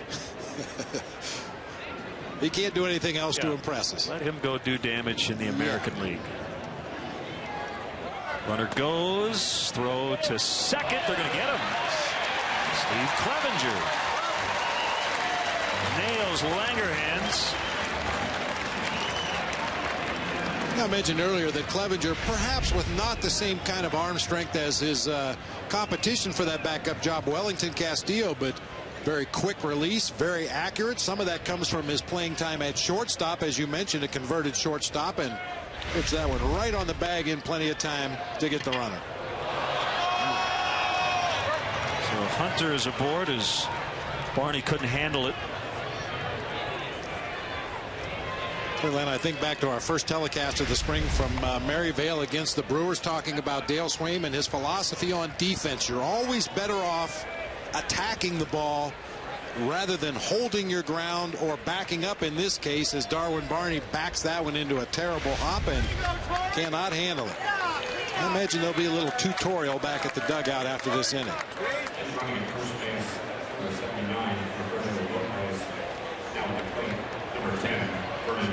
That's Roberto Lopez running for Hunter. Each team now with 2 errors. A strike on Vernon Wells.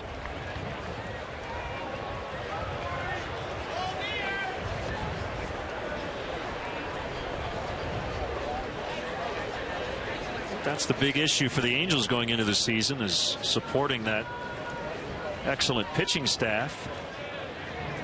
They need a big year from this guy who hit .218 in 2011 as he cracks a single into left.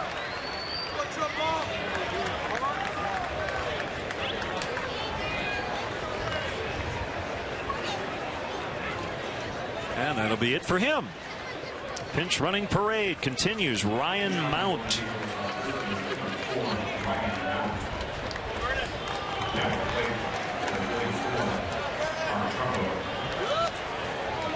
Ryan Mount is a guy that on a lot of ball clubs would be starting the season with the big team. He is one of their best prospects in the organization, one of the best prospects in all of baseball, but with that loaded outfield that Anaheim has, he's going to have trouble cracking it this year.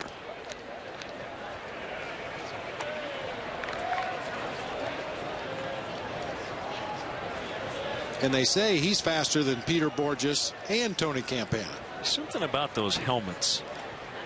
It makes minor league players look like they're 14, doesn't it? Yep, they all look like Kazoo. Yeah.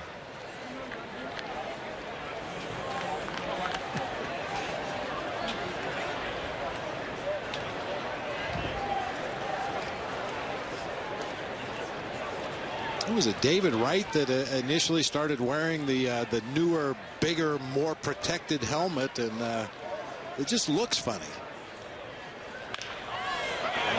Fair ball. Kicks off the sidewall. Lopez scores. It's a double for Trumbo. And guess what? Pinch runner. A pinch runner. 3-1. Have you ever seen 4 pinch runners in 1 inning in any baseball game you've ever seen? Today. This might be a first. Well, hopefully that's all we see. It's fortunate for the Cubs and Rodrigo Lopez that Trumbo didn't get a little elevation on that one. That ball was really stung down the third baseline.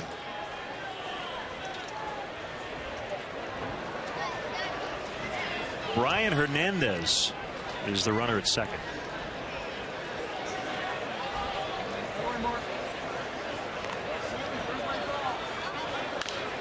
Speaking of helmets, Ian Stewart is out of the game, but he lost his Cubs decal.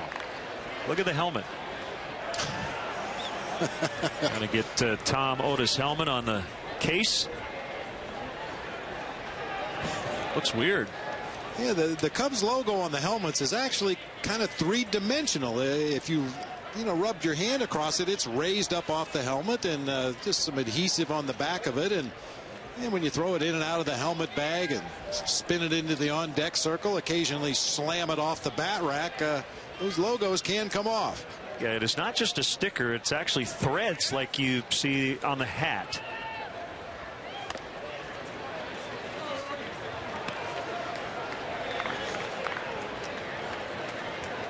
Yeah, that's just more of a decal that you would see just a normal decal. Sticks to the helmet, stays on there. Occasionally the corners will peel a little bit, but yeah, the Cubs almost have an embroidered logo on their helmets.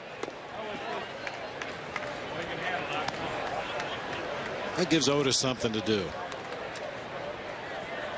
Although they got plenty to do right now. I'll tell you, this is that day in spring training that players look forward to, but the clubhouse staff does not. You pull into the parking lot here at Ho-Ho-Com Park, and there's a moving van right outside the clubhouse. And piles of luggage and boxes and children's toys and strollers and all kinds of things that are going to be heading north tomorrow morning. Needless to say, a very busy day for Otis and Gary and Rich and John and Jose and all the guys down in the clubhouse. 3-1 on Iannetta. Second and third infield in.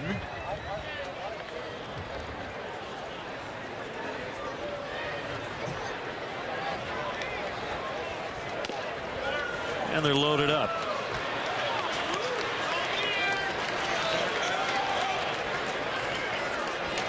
Second walk of the inning for Lopez. Well, I did my part to help the guys load the van today. Cubs skipper Dale Swaim is taking his custom Harley-Davidson motorcycle to Chicago, and nobody on the staff felt comfortable enough to touch it. So I wheeled it from the storage room out to the ramp, and that was the limit. I said, that's it. I'm not going to try to take it up the ramp. I'm not going to try to park it in the back of the moving van. You guys are on your own. Boy, that's a nice bike, too. You like to get out and ride here? Oh, yeah. Bike week in Arizona this week. All kinds of events going on all around town. Fastball outside corner. 1-1 on Peter Borges. There are the base runners. Mount, Hernandez, and Iannetta.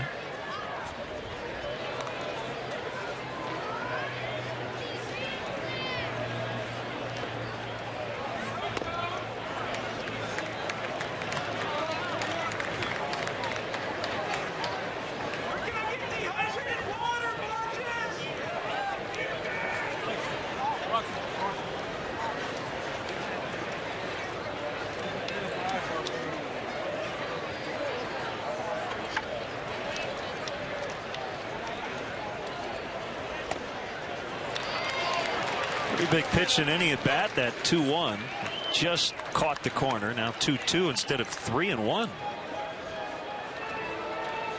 Greg Maddux, who in my estimation knows as much about pitching as anybody that's ever walked the face of this earth, he insists that that is the single biggest pitch in any sequence. A lot of people will tell you it's the first pitch. Greg Maddux says 2-1. Good enough for Greg Maddux, good enough for me. First strikeout for Lopez. Now a chance to get out of it. And if he can throw a strike 3 times, he will. That's one thing the Angels would like to see Peter Bourjos cut down on. He struck out 124 times last year in 502 at bats. What do you think Steve Clevenger is going to tell Rodrigo Lopez based on the first 2 at bats? Try to throw it right down the middle. And like I said before, that's not always an easy thing to do. Okay, I'll just throw it right down the middle. And, you know, suddenly your rotator cuff is attached to the wrong muscles in your body and you can't seem to put the ball where you want to.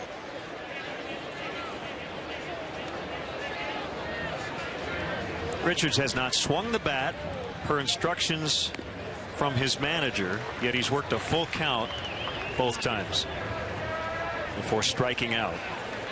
I think he's just a very, very, very selective hitter.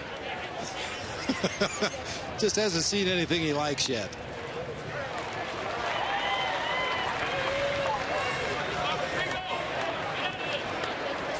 Garrett, you might have fooled him in your first at bat, but not anymore.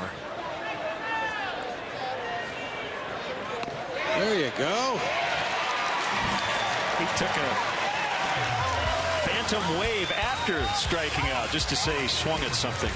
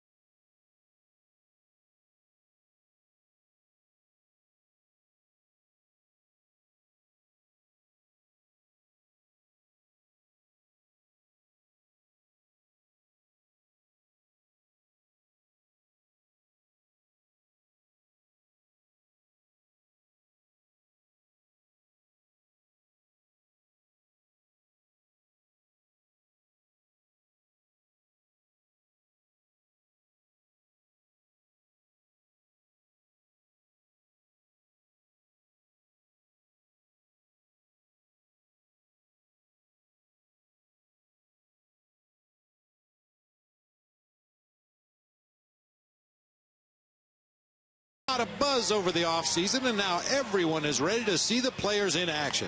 Tickets are available now for the 2012 season, including some of the biggest matchups of the year with the White Sox, Red Sox, and Cardinals. To purchase tickets, visit Cubs.com, call 1-800-THE-CUBS, or visit the Wrigley Field box office. They got a bunch of new guys. Yeah.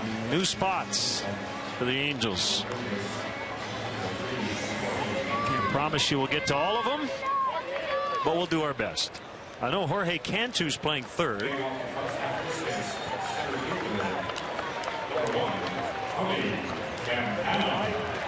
And I know Tony Campana's coming to the plate.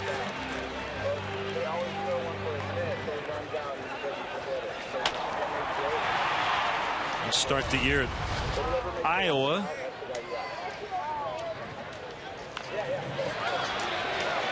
Don't even throw it. Nope. A little extra incentive, I think, with Bourjos starting for the Angels today. Tony Campana showing off what he does best. It must be a little disappointing for Tony to start the season at the minor league level, but this is what he needs to do more of. Find ways to get on base. Takes advantage of an unaware Angel defense that time to drop down the bunt, get himself on base to start the inning. This is left-handed hitting infielder Wes Darville.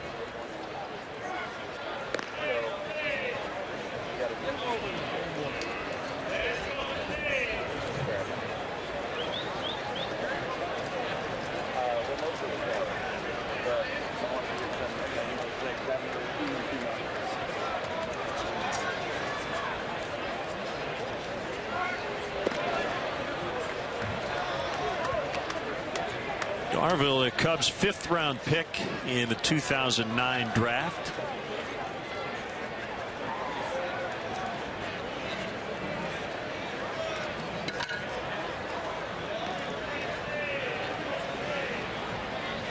From Richmond, British Columbia. There goes Campana. They pitch out. Bobby Wilson now catching, and he still can't get him. Well, they pitched out. Wilson does what catchers are supposed to do. He got way out in front of home plate, and he still couldn't throw him out. Yeah, I mean, he has a running start as he receives that ball and then throws a sinker to second base. Tony slides in on his belly successfully. Quick peek back to home plate right there. That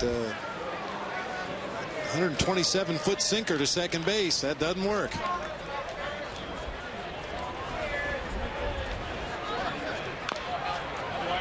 Top foul. That's a little bit like we were talking about the Cubs pitchers going after Clayton Richards in the game today. If you know the guy's not going to swing the bat, you should be able to just throw 3 strikes. Well, if you anticipate that runner going and call a pitch out, and Wilson did everything right, as you said, got a running start, cleared the hitter, got out there in front of home plate to receive the ball, but it's almost like I know we're pitching out. I have to make a good throw here, and usually that's when you don't make a good throw. Force it a little bit, try to be too fine. And Pana will advance. That happened to the Cubs on way too many occasions last year. They would guess right that the runner at first base was going, pitch out, and still not get the guy at second base. Infield will come in. With the Angels leading by 2. They want to cut down that runner at third.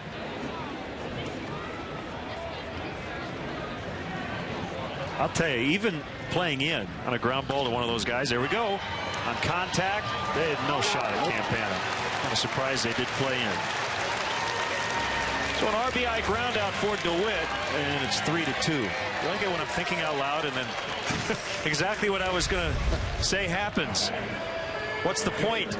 I mean, if you can bang that ball off the ground like he was able to do right there, and especially if you can force him to move a step or two in either direction, there's no way you're going to get Tony Campana at home plate going on contact. I think it's back to what you said. Well, they certainly know how fast Campana is, but you're not really playing to a scouting report in spring training like you will in the regular season.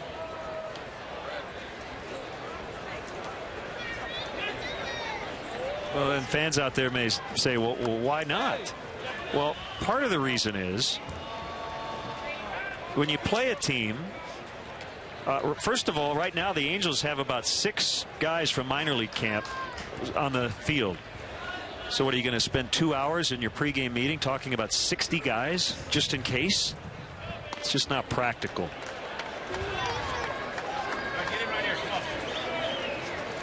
And occasionally managers in a spring training game will do things that are against the grain just to see how your players react to a situation.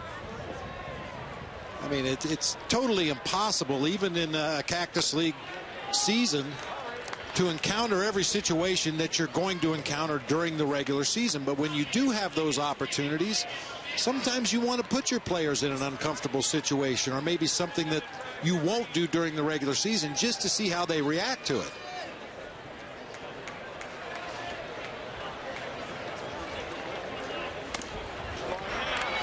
Johnson takes the walk. But based on what I've seen here in the Cactus League, I don't think Dale Swaim's infield will ever play what you would call straight up defense.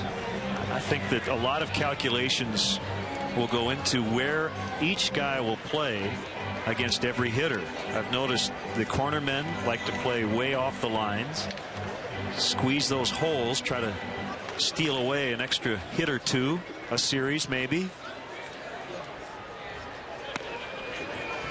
Dale does not believe in, quote, double play depth in general. His point is we're going to position our guys where we can to get the hitter out, and if we turn two, great, but I don't want to give up a hit by trying to turn two.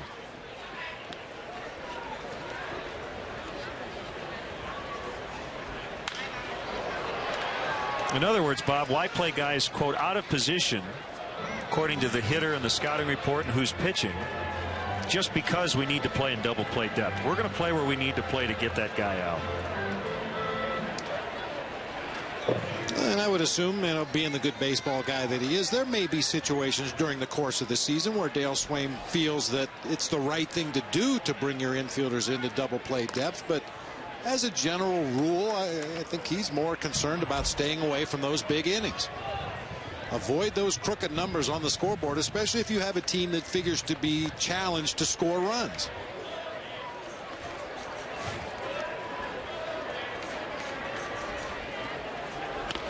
Slow breaking ball.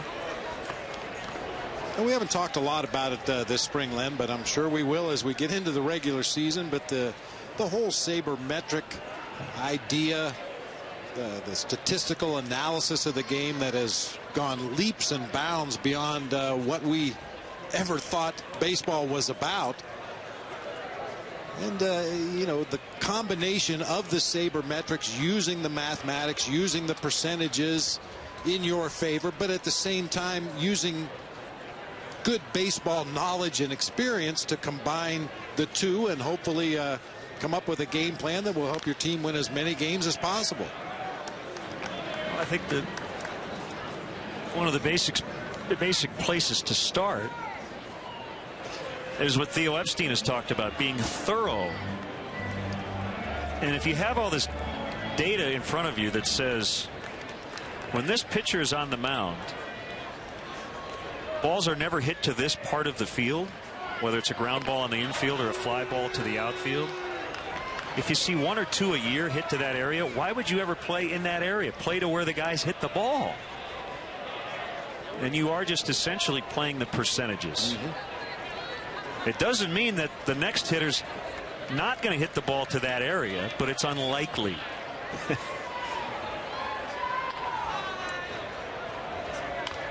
And if you are armed with that information,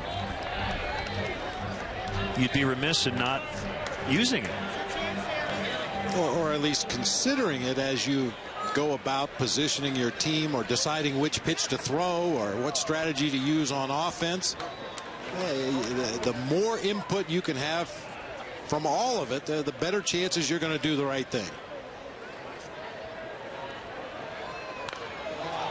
And Cub fans all over the world, and myself included, are looking forward to your tutorials on some of the new terminology. You know, wins above replacement, sure, and batting average balls in play. I mean, all these we'll new statistics. Yeah, I'm anxiously looking forward to that. I'm trying to get up to speed, but I'm going to need a little help, partner. Okay, that's okay.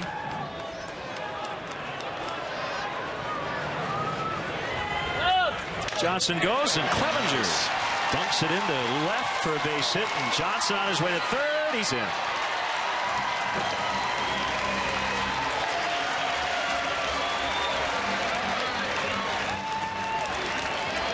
Nice controlled swing that time by Steve Clevenger with Reed Johnson on the move. The Angels cover with the shortstop. Just a nice swing, flips that ball through the left side of the field. Good aggressive base running by Reed Johnson to scoot all the way around to third base. And possibly any other runner in the Cubs lineup today other than Steve Clevenger, you probably would have seen the batter at second base when that throw went to third, but Clevenger has a lot of tools, speed not one of them.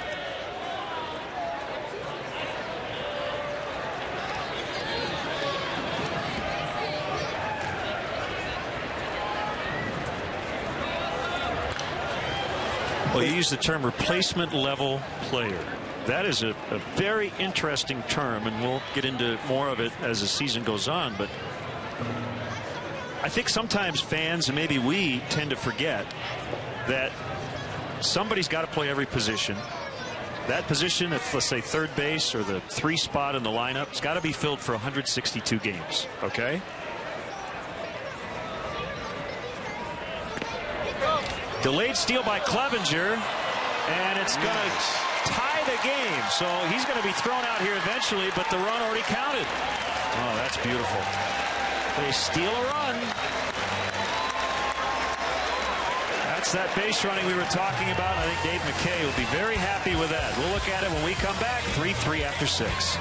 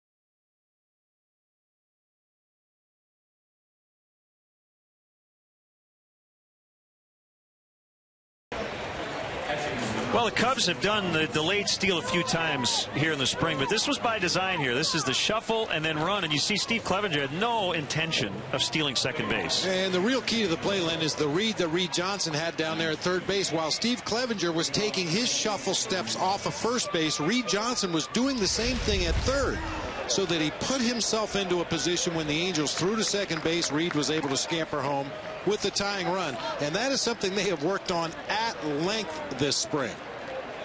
Alexi Amarista now in the game playing short. And a 3-3 tie here in the 7th. Rodrigo Lopez in his second inning. And a base hit.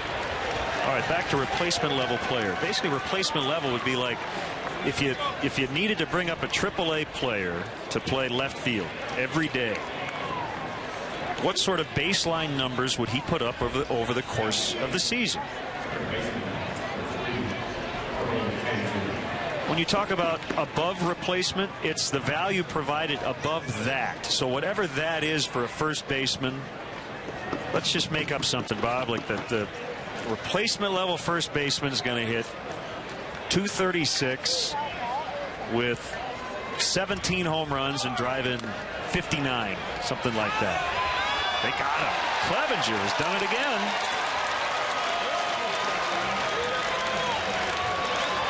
Well, once again, don't pay so much attention to the ball itself. Watch how quickly Clevenger gets rid of it when we show you that particular angle. Great jump at first base, great acceleration. He put the ball right in the spot where the runner slides into the glove. All Barney had to do was catch the ball right there. Nice quick release by Steve Clevenger. So base is empty, and veteran Jorge Cantu trying to make this club his first at bat. So on base plus slugging is whatever, 635. That's if you just plugged in a AAA guy. You're trying to figure out the value of a player above that. Now, that's pretty important for this reason. If you sign a guy for $5 million and he gives you what a replacement level player would give you, why spend $5 million when you can spend the minimum wage? Yep. So I think it's very instructive for general managers to look around and go, okay, what does this guy really provide in terms of value? So when you hear replacement level player, that's what that means. You know, you think about, well, this guy's going to knock in 90. You got to replace 90 RBIs. Well, really, somebody's probably going to drive in 55 just by breathing. You know what I'm saying? So really, you're not replacing 90. You're really kind of replacing about 35, whatever. So yes, Prince Fielder goes away. But Matt Gamble's not going to hit 0 and hit 0 home runs and knock in 0 RBIs. If he does, he won't do it for long. Right. You know, when the whole sabermetric thing really started to take hold and you started to see some of the terminology, and I have to admit, when I saw capital W, capital A, capital R, I thought Cisco Kid and lowrider. You know, how does that apply to baseball? But we're going to get into a lot of that this summer.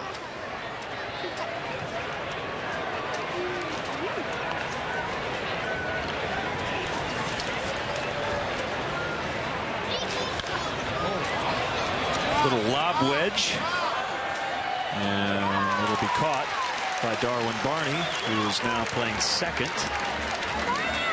With Wes Darville at short. I think just certain terminology is pretty easy to understand.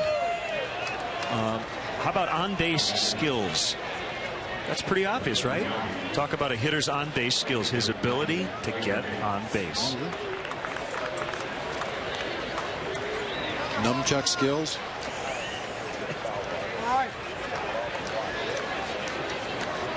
Napoleon Dynamite was on last night. That's the only reason that jumped into my mind. Drop that in.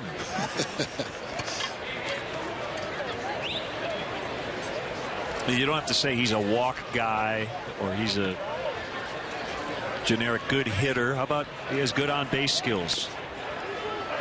He slugs.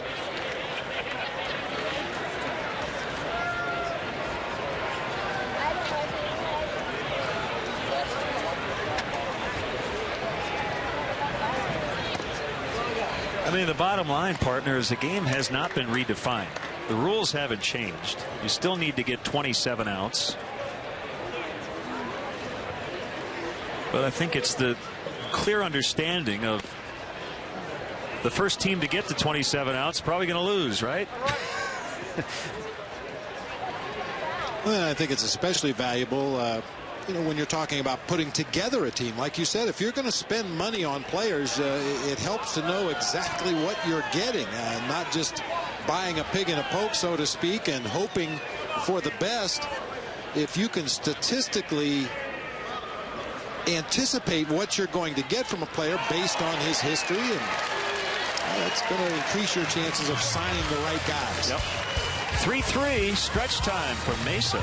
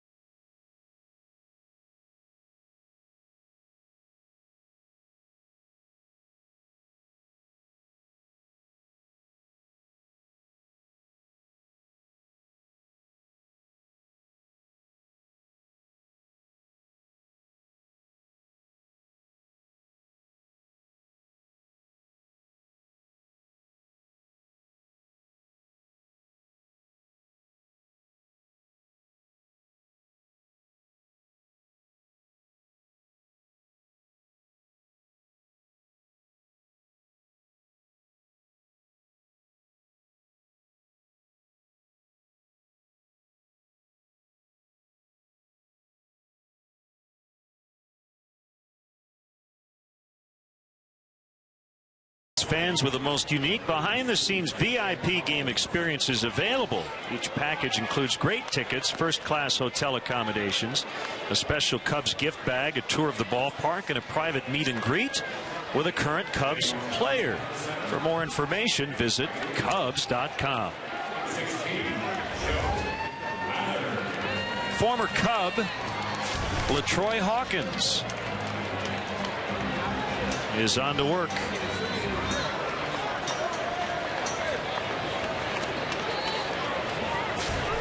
Well, he has pitched for a lot of ball clubs, the last of which the Milwaukee Brewers. Let's see, since he pitched for the Cubs, this will be his 7th team. Wow.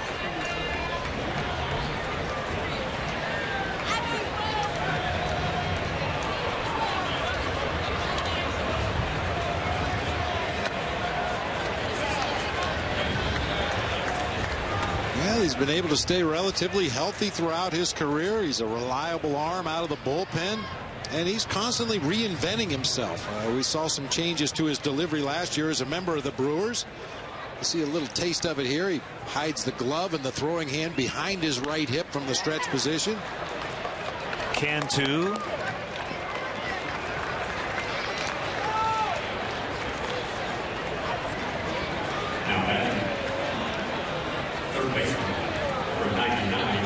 There's a Messiga for the second time.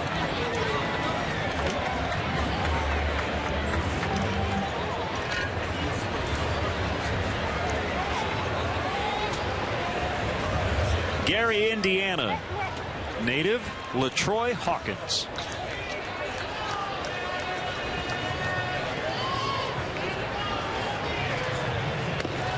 Came up with the Twins. He grew up rooting for the Cubs in Gary.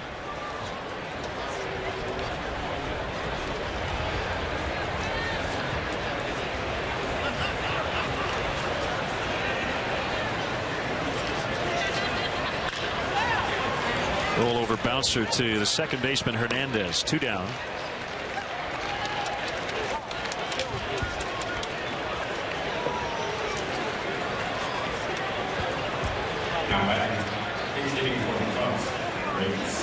Michael Burgess pinch hitting.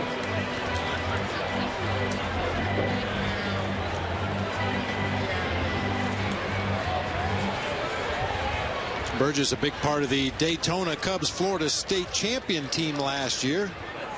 20 home runs for Buddy Bailey.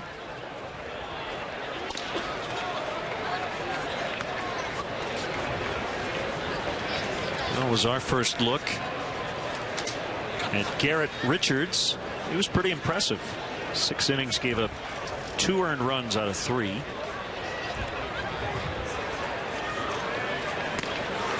Fastball, and he missed it. 1-1 on Burgess.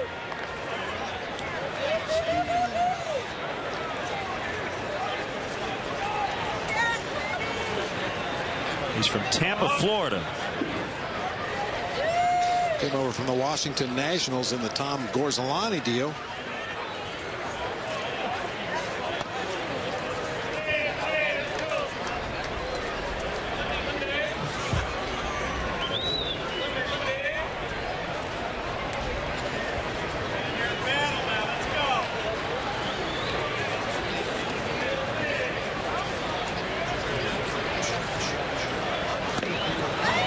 Two and two.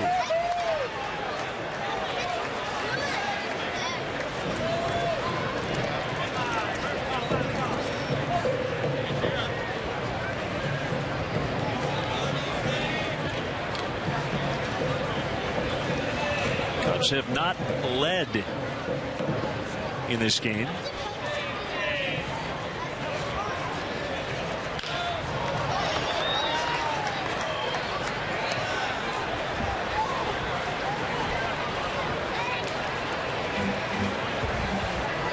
Jason Isringhausen will be in the Angels bullpen. Their closer's Jordan Walden, another former Cub. Scott Downs, left-hander in a setup role.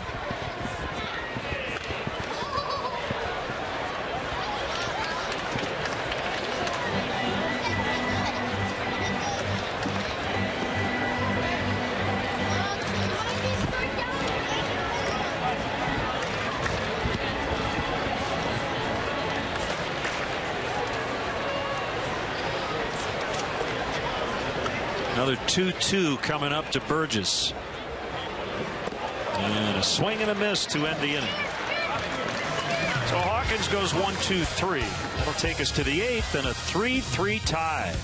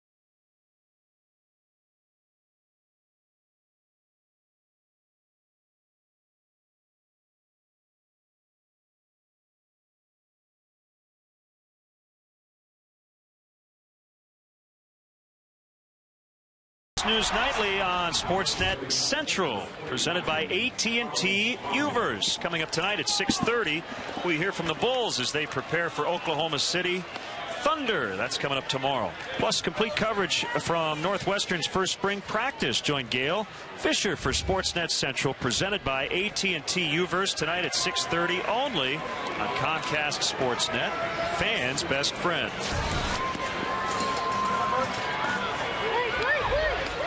Carlos Marble takes over for his 9th appearance of the Cactus League. See once again the high walk total against Marble. That's something that all Cub fans would love to see him whittled down a little bit, but stuff has been very good this spring. Had some issues with his slider earlier in camp, but as we move forward, he seems to be pretty confident with that pitch once again.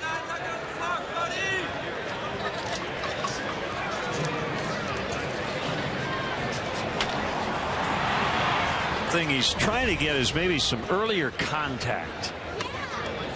Fastball missed. Boy, that's Roberto a huge leap of faith, Len, for a guy who is accustomed to trying to miss bats on every pitch. The idea being he can save himself some pitches, avoid some of those deep counts, avoid some of those walks and occasional hit by pitch. Just try to get the ball in play weakly early in the count.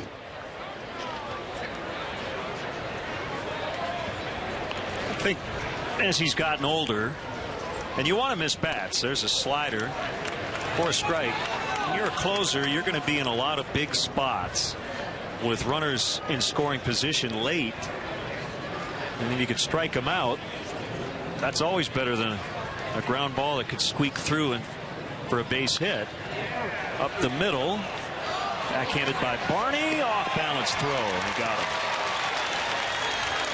However, Dale Swain wants to avoid the 20-plus innings that we have become way too accustomed to seeing. Well, I think that was the big concern when Carlos Marble took over as the closer for the Cubs, that you would not be able to use him on back-to-back days or 3 out of 4 or maybe 4 days in a week because of the elevated pitch count. So, yeah, if he can find a way to get the opposing hitters to put that ball in play weekly, get some very quick pitch innings, that's only going to make him better and make the team better. A little tail on that fastball. Try to get a ground ball. This is Mount.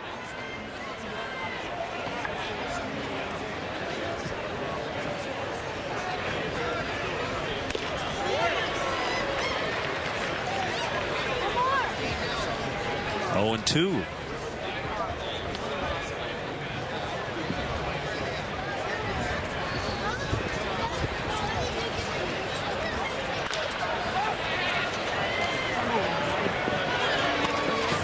Blake DeWitt Doesn't play a whole lot of first. I think Darwin Barney's telling him, Blake, you're playing first, not second. Well, you played first. That's a tricky one, isn't it? Yeah, it really is. I mean, you have to know how far you can go to your right and still get that out at first base, and when you should let that ball go, let the second baseman make the play, and quickly retreat to first base. And that just comes with more experience, more repetitions, more ground balls, more communication with your second baseman. But yeah, that's a scary feeling for a guy who's not used to playing first base. You're running back to the bag at first, knowing that that ball is probably already in the air. You've got to find the bag, turn around, and catch that ball in time to get the out at first base. Saw that he almost collided with Carlos Marmol, who got over to cover.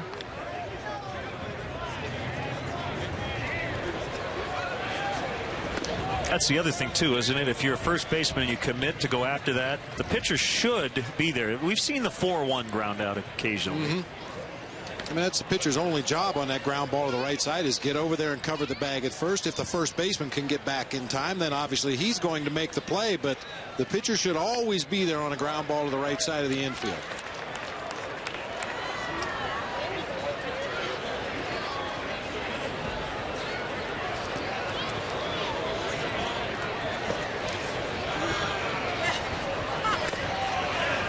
Just outside, and it's 3-1. Brian Hernandez. It's Bobby Wilson on deck.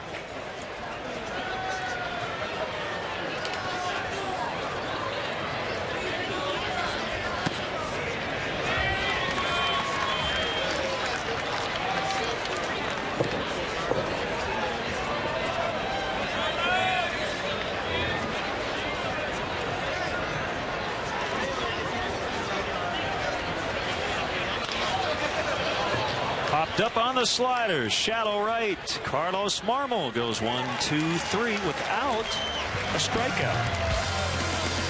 Still tied at 3 late.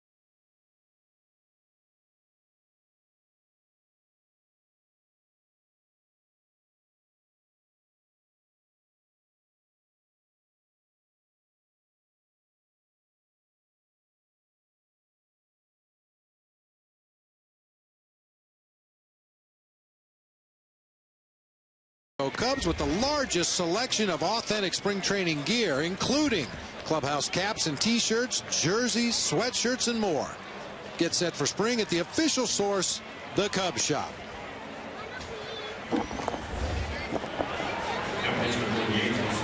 A pitching change for the Angels. Kevin Jepson takes over, pitching in his 9th game of the spring as well. I believe that's a 9. My eyes are not as good as they used to be.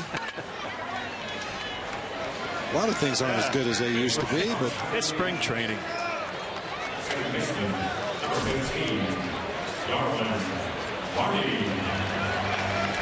Let's see if the Cubs can get a run, get 3 outs.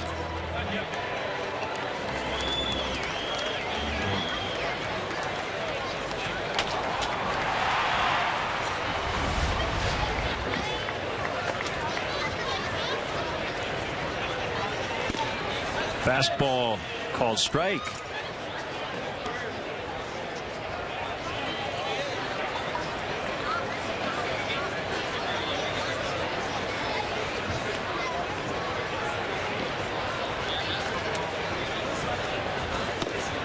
That's low. I know you're a movie guy. Darwin Barney's now an actor, kind of. He participated in the 2009 film, or 2010 rather, Calvin Marshall, baseball movie. And the friend asked him to be in the movie. He's playing a middle infielder, as you would expect. What a stretch. Yeah. Might have to check that out on DVD.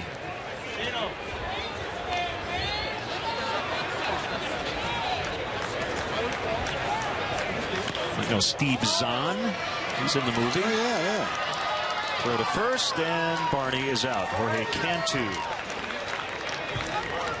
Well, one thing I'm pretty sure, Len, we'll see that movie on in the clubhouses throughout the course of the summer. Oh, yeah. Oh, yeah.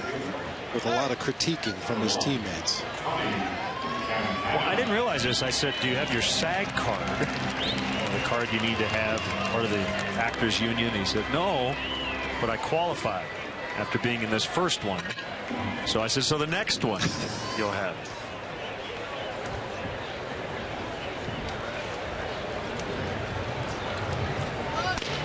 Tony Campana, the running start, takes ball one. That's something he's been working on a lot this spring. You don't see much of that in the game anymore. There was a time back in the 60s, 70s, even the early 80s when guys with speed like Tony Campana would run up on the ball and then try to slash it past the third baseman or hit a slow ground ball to the shortstop and leg it out for an infield hit.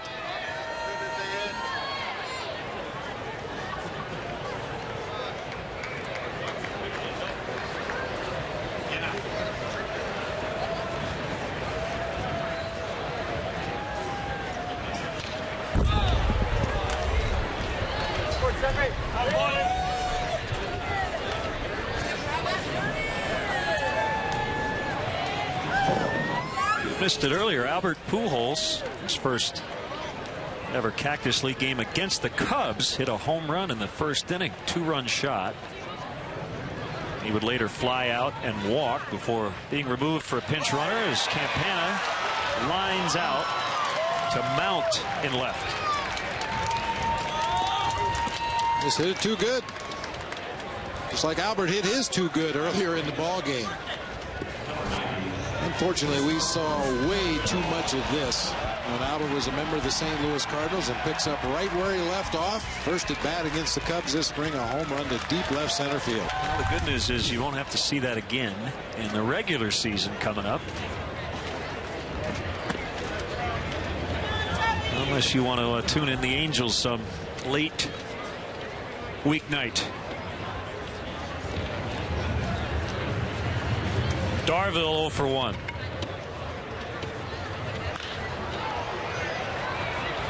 He's going to slice out of play. Almost slipped my mind, Len. I want to wish a happy birthday to my son-in-law, Pat Priola. Celebrated with a Bulls game last night and little Pappy Van Winkle. And if you know what Pappy Van Winkle is, well, you probably know how Pat's feeling today.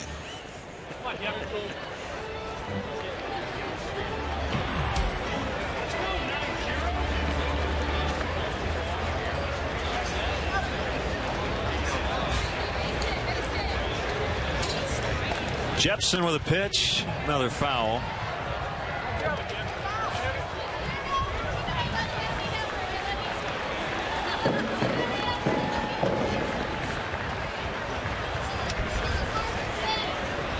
Michael Pineda sent from the Mariners to the Yankees. That deal that sent Jesus Montero the other way is going to start on the DL. Some shoulder issues.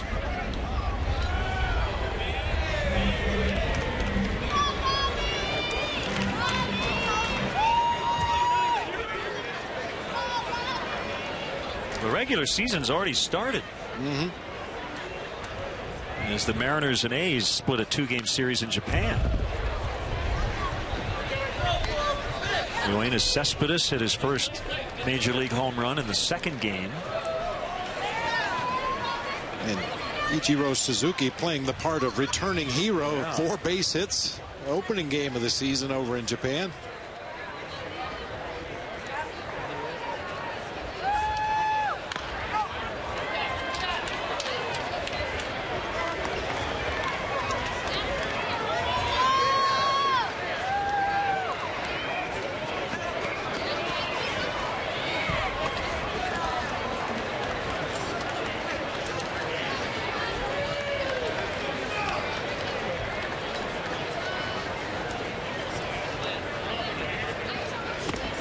That's outside to run it full at 3-2.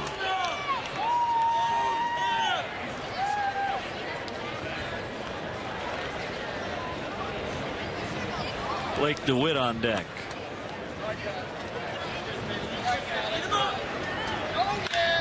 A line drive into center.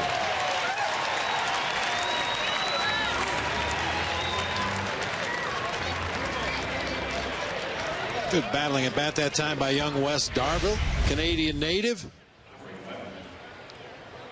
Boy, good low ball hitter. Got that pitch down just a little below the knees over the middle of the plate. Golfed it right back up the middle of the field. 2-out base hit for the Cubs.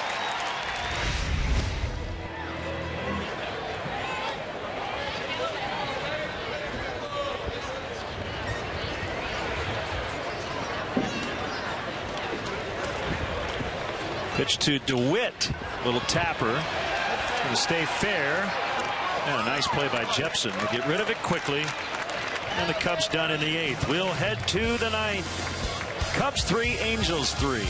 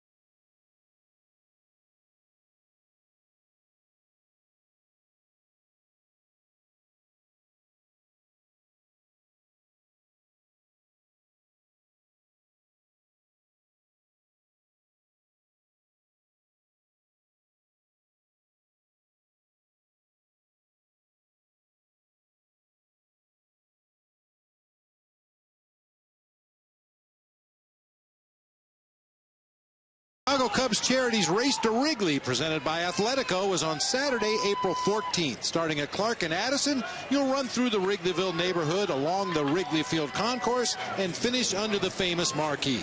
This year, runners who raise $1,000 or more for Children's Memorial Hospital will run a post-race victory lap around the bases. To register, visit racetowrigley.com. New Cubs pitcher with the power sinker, Rafael Dolis. He's got really good stuff. I've heard it described different ways, like catching a bowling ball, a lead pipe sinker. He just has a lot of movement, heavy sinking fastball. Figures to get a lot of ground balls, which is a very valuable role to plug in that bullpen. A guy that can come in with runners on base, nobody out, 1 out in an inning, maybe get that ground ball double play to bail you out of some trouble. Of course, we saw him last year in the major leagues, but we only saw him once. It was that last series of the season against the Padres when he made his major league debut, an inning and a third, no runs. And is in prime position to grab one of those bullpen spots.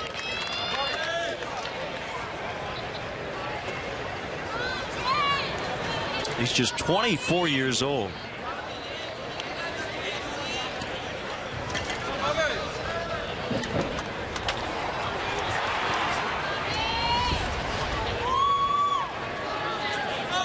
Bobby Wilson.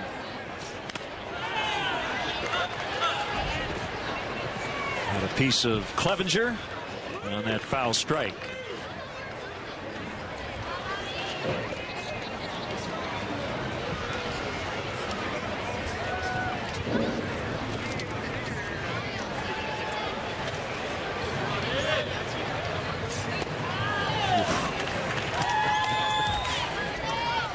as you were saying. Yeah, I'm telling you, it just almost defies physics how much movement he gets in such a short period of time. He throws hard, a lot of heavy downward movement, and can back it up with a breaking ball right there for a called strike 3.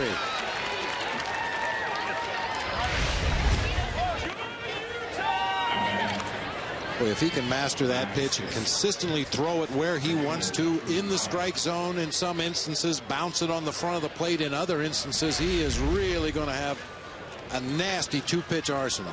This is Drew Hyde. He's playing center. You know, looking at Dolis's minor league numbers, not a lot of strikeouts. You'd think, because he throws hard, that he would strike out an inning, batter per inning. It hasn't quite been the case. 2 down.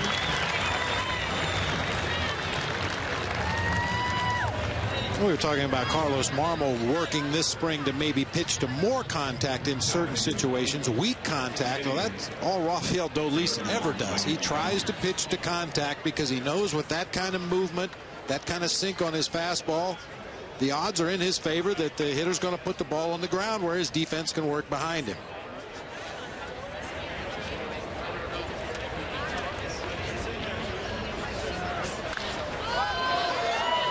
Well, I better say it now because the inning's going to end. Dolis, 5 seasons in the minors, has allowed 14 homers. He's hit 17 batters. So he's kept the ball in the yard, which is certainly what you want a guy to do.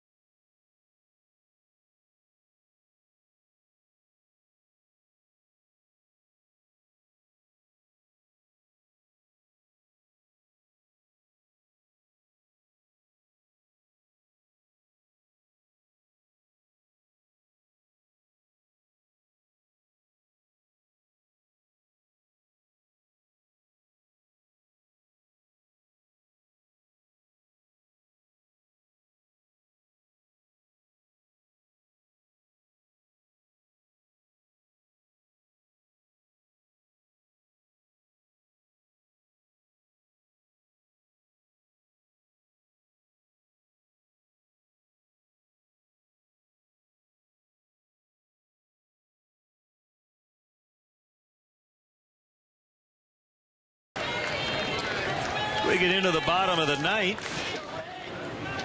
And we have a pitcher here who, let's see, 80, 60. I don't see him on my list. Well, I see it. Could that be David Carpenter? There is one roster that has 86. We're going to go with that for now. That's David Carpenter, everybody.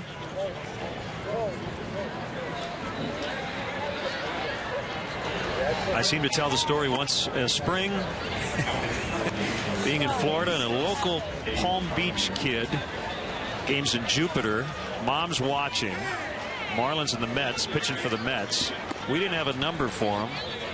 We gave him about 4 different names, never got it right, and his family's watching the game on television. Oh, gosh, did we feel bad.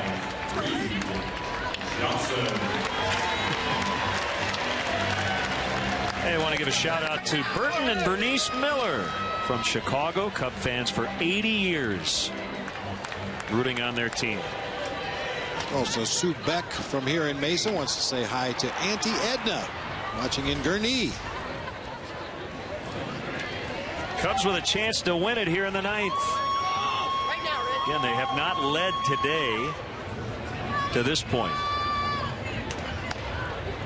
Fastball called strike on Reed Johnson.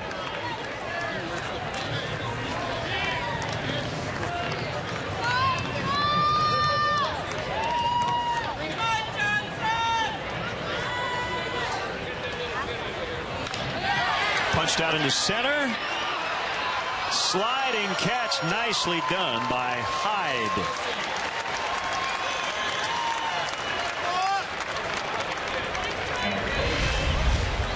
Thought that ball was going to drop off the bat of Reed Johnson. Little floater, didn't hit it particularly well, but a great jump by Hyde in center field. Nice sliding catch.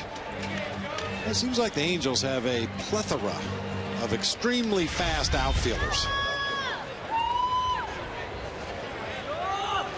Not a bevy. Seems more like a plethora. One hopper to Amarista. And Clevenger's out.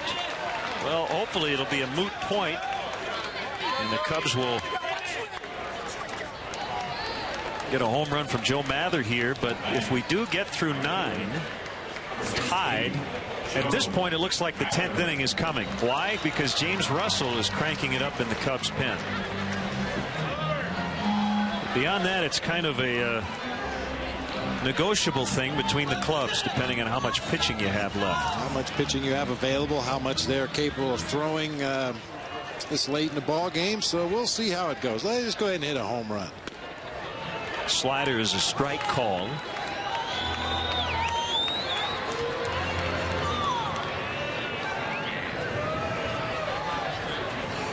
Carpenter's put up some sick numbers as a reliever in the minor leagues. A 1.77 ERA over his first 3 seasons. There's James Russell. He'll be the lone lefty in the Cubs pen. Barring a trade or a free agent signing before Thursday.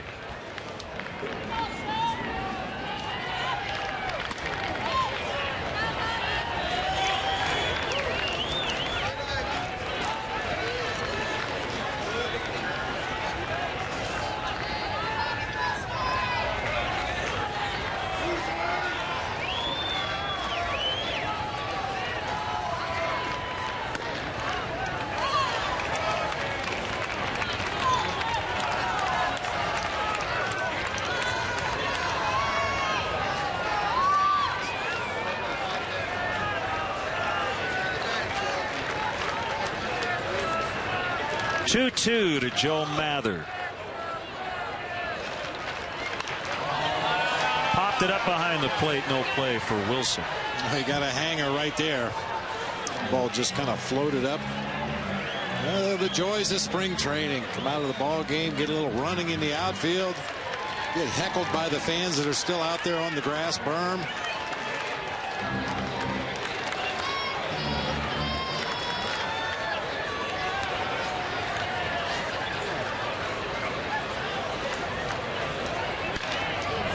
Late swing by Mather. Well, this is, as a hitter, it's easy to say I'm going to look for my pitch. I'm going to pull one down the left field line for a game-winning home run. But pitchers are going to pitch you away, away, away in a tie game late. That's the general consensus among pitching coaches at the major league level. In a tie game late, if you're going to get beaten, make them beat you with multiple hits to the opposite field rather than one long ball to their pull field.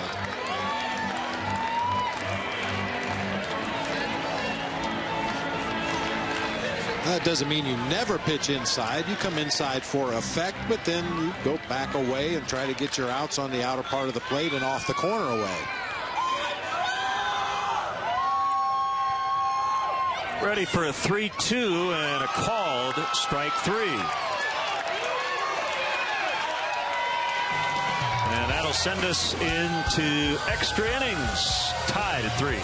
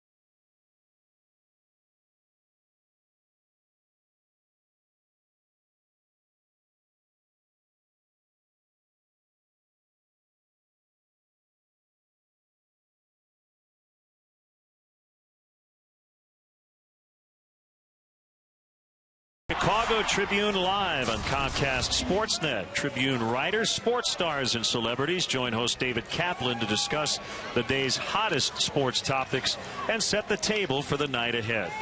Chicago Tribune Live, presented by Captain Morgan. Weeknights at 5:30 on Comcast Sportsnet. Fans' best friend. I have been alerted by our producer Mike Leary that each team has garnered a point as we get into the 10th. They work too much hockey. James Russell takes over for the Cubs, his 10th game of the spring. He has not allowed a run in his last 5 appearances. You see his overall numbers for the Cactus League.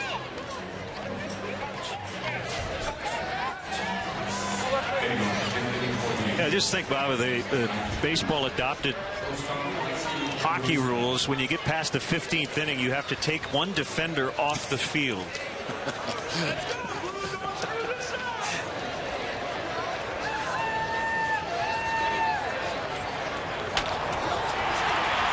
So here we go in the 10th. Lefty versus lefty.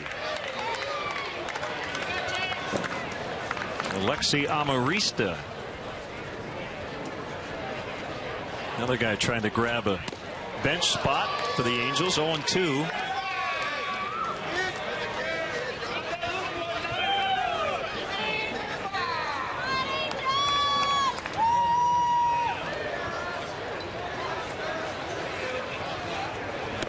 And he struck him out.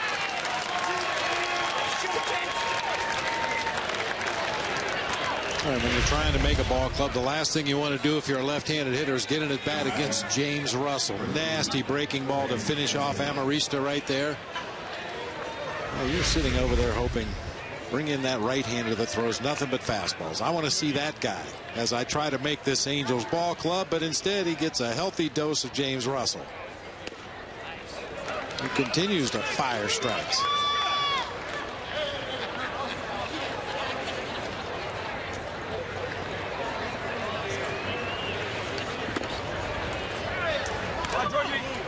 In the first homestand, the Cubs host the Nationals next Thursday, Saturday, and Sunday, and then 4 versus Milwaukee. There are tickets available early on. We hope you come on out. And it sounds like the weather's going to cooperate.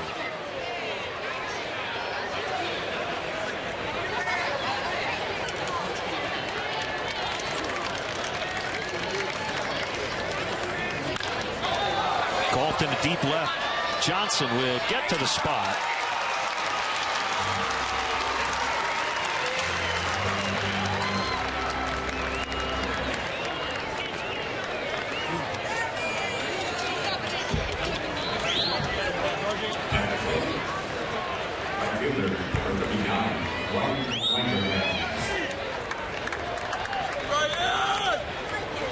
Hey, Bob, it's our final spring telecast as we get ready for opening day. I want to thank Mick Gillespie, who has done a fine job with me on the webcasts on Cubs.com. Our second straight year of doing the non-radio games here. Every day Cubs baseball has been available somewhere, either radio, TV, or the internet.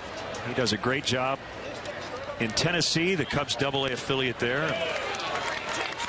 Just wanted to give him a little shout out.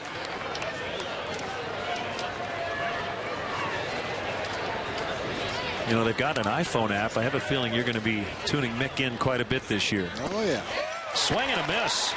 Russell with a quick 1-2-3 in the 10th. How about the job in particular Marmol, Dolis, and Russell have done here in the late innings?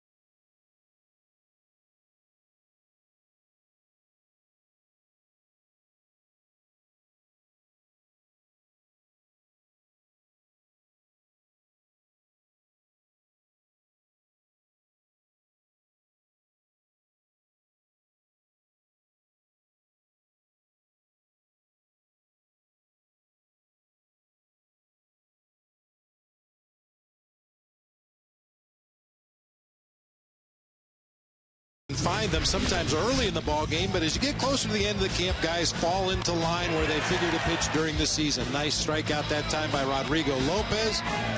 Dolis was extremely impressive in his inning of work, as was James Russell. 2 strikeouts in his inning of work. Luke Van Mill is on for the Angels. Bottom of the 10th.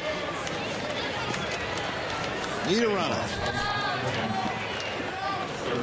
First out in extra innings, any inning really, but getting that first out if you're the team on defense, or getting that first runner on base if you're the offensive ball club, becomes hugely important. Offensively, if you have to continue the inning with 1 out and nobody on base, obviously your chances of scoring in that inning are reduced greatly unless somebody happens to lean on one. Meziga tries the Tony Campana running, swinging bunt, but lines it foul down the third base line. By the way, do not adjust the vertical hold on your TV set. Luke Van Miel is 7-1. Wow. There's never been a 7-footer who's ever played in a major league game. Bobby Wilson has enough room to make the catch near the Cubs coaching staff. I believe John Roush is the tallest major leaguer ever at 6'11". This guy's from the Netherlands.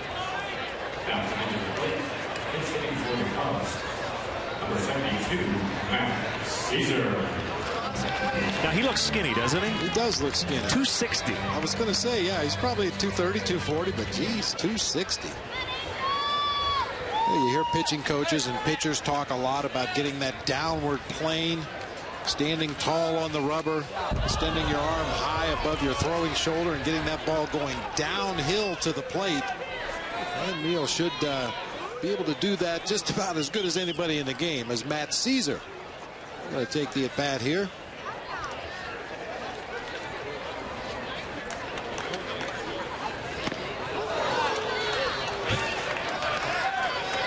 Darwin Barney on deck.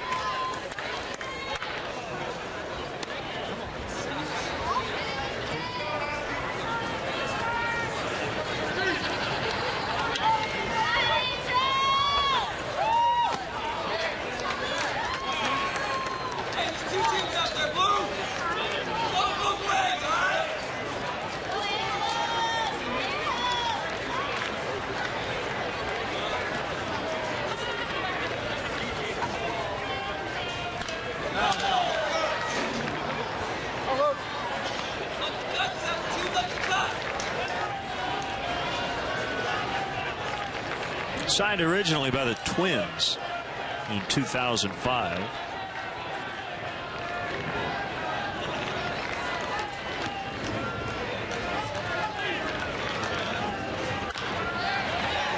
On 2 bounces. Amarista gets him. Well, nobody up in the Cubs bullpen, so either James Russell would have to go a second inning, or my guess is this game will end in a tie if the Cubs don't score.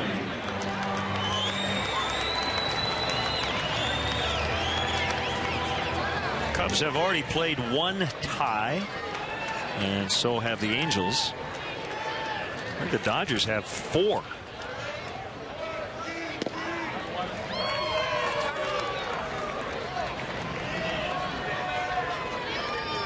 You used to be able to play a regular season tie.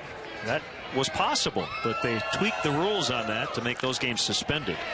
That kicks away from Jorge Cantu, and Barney trying to get in scoring position. He will stand it.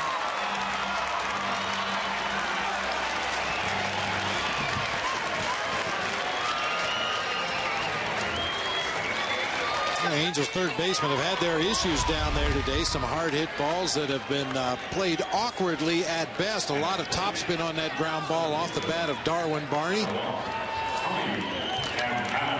Cantu, normally a pretty sure-handed defender down there at third base, but gets caught in between hops, and it gets by him all the way down to the left field corner for a double.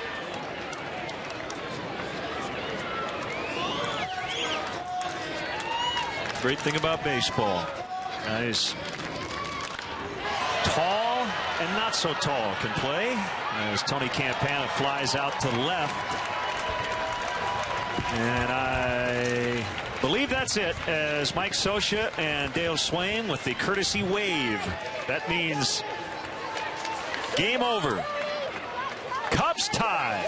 Cubs tie. Always wanted to say that. So the final score, the Angels and Cubs 3-3. That'll do it for our game coverage. Stay tuned for Inside Look with John McDonough. Again, the final score in 10.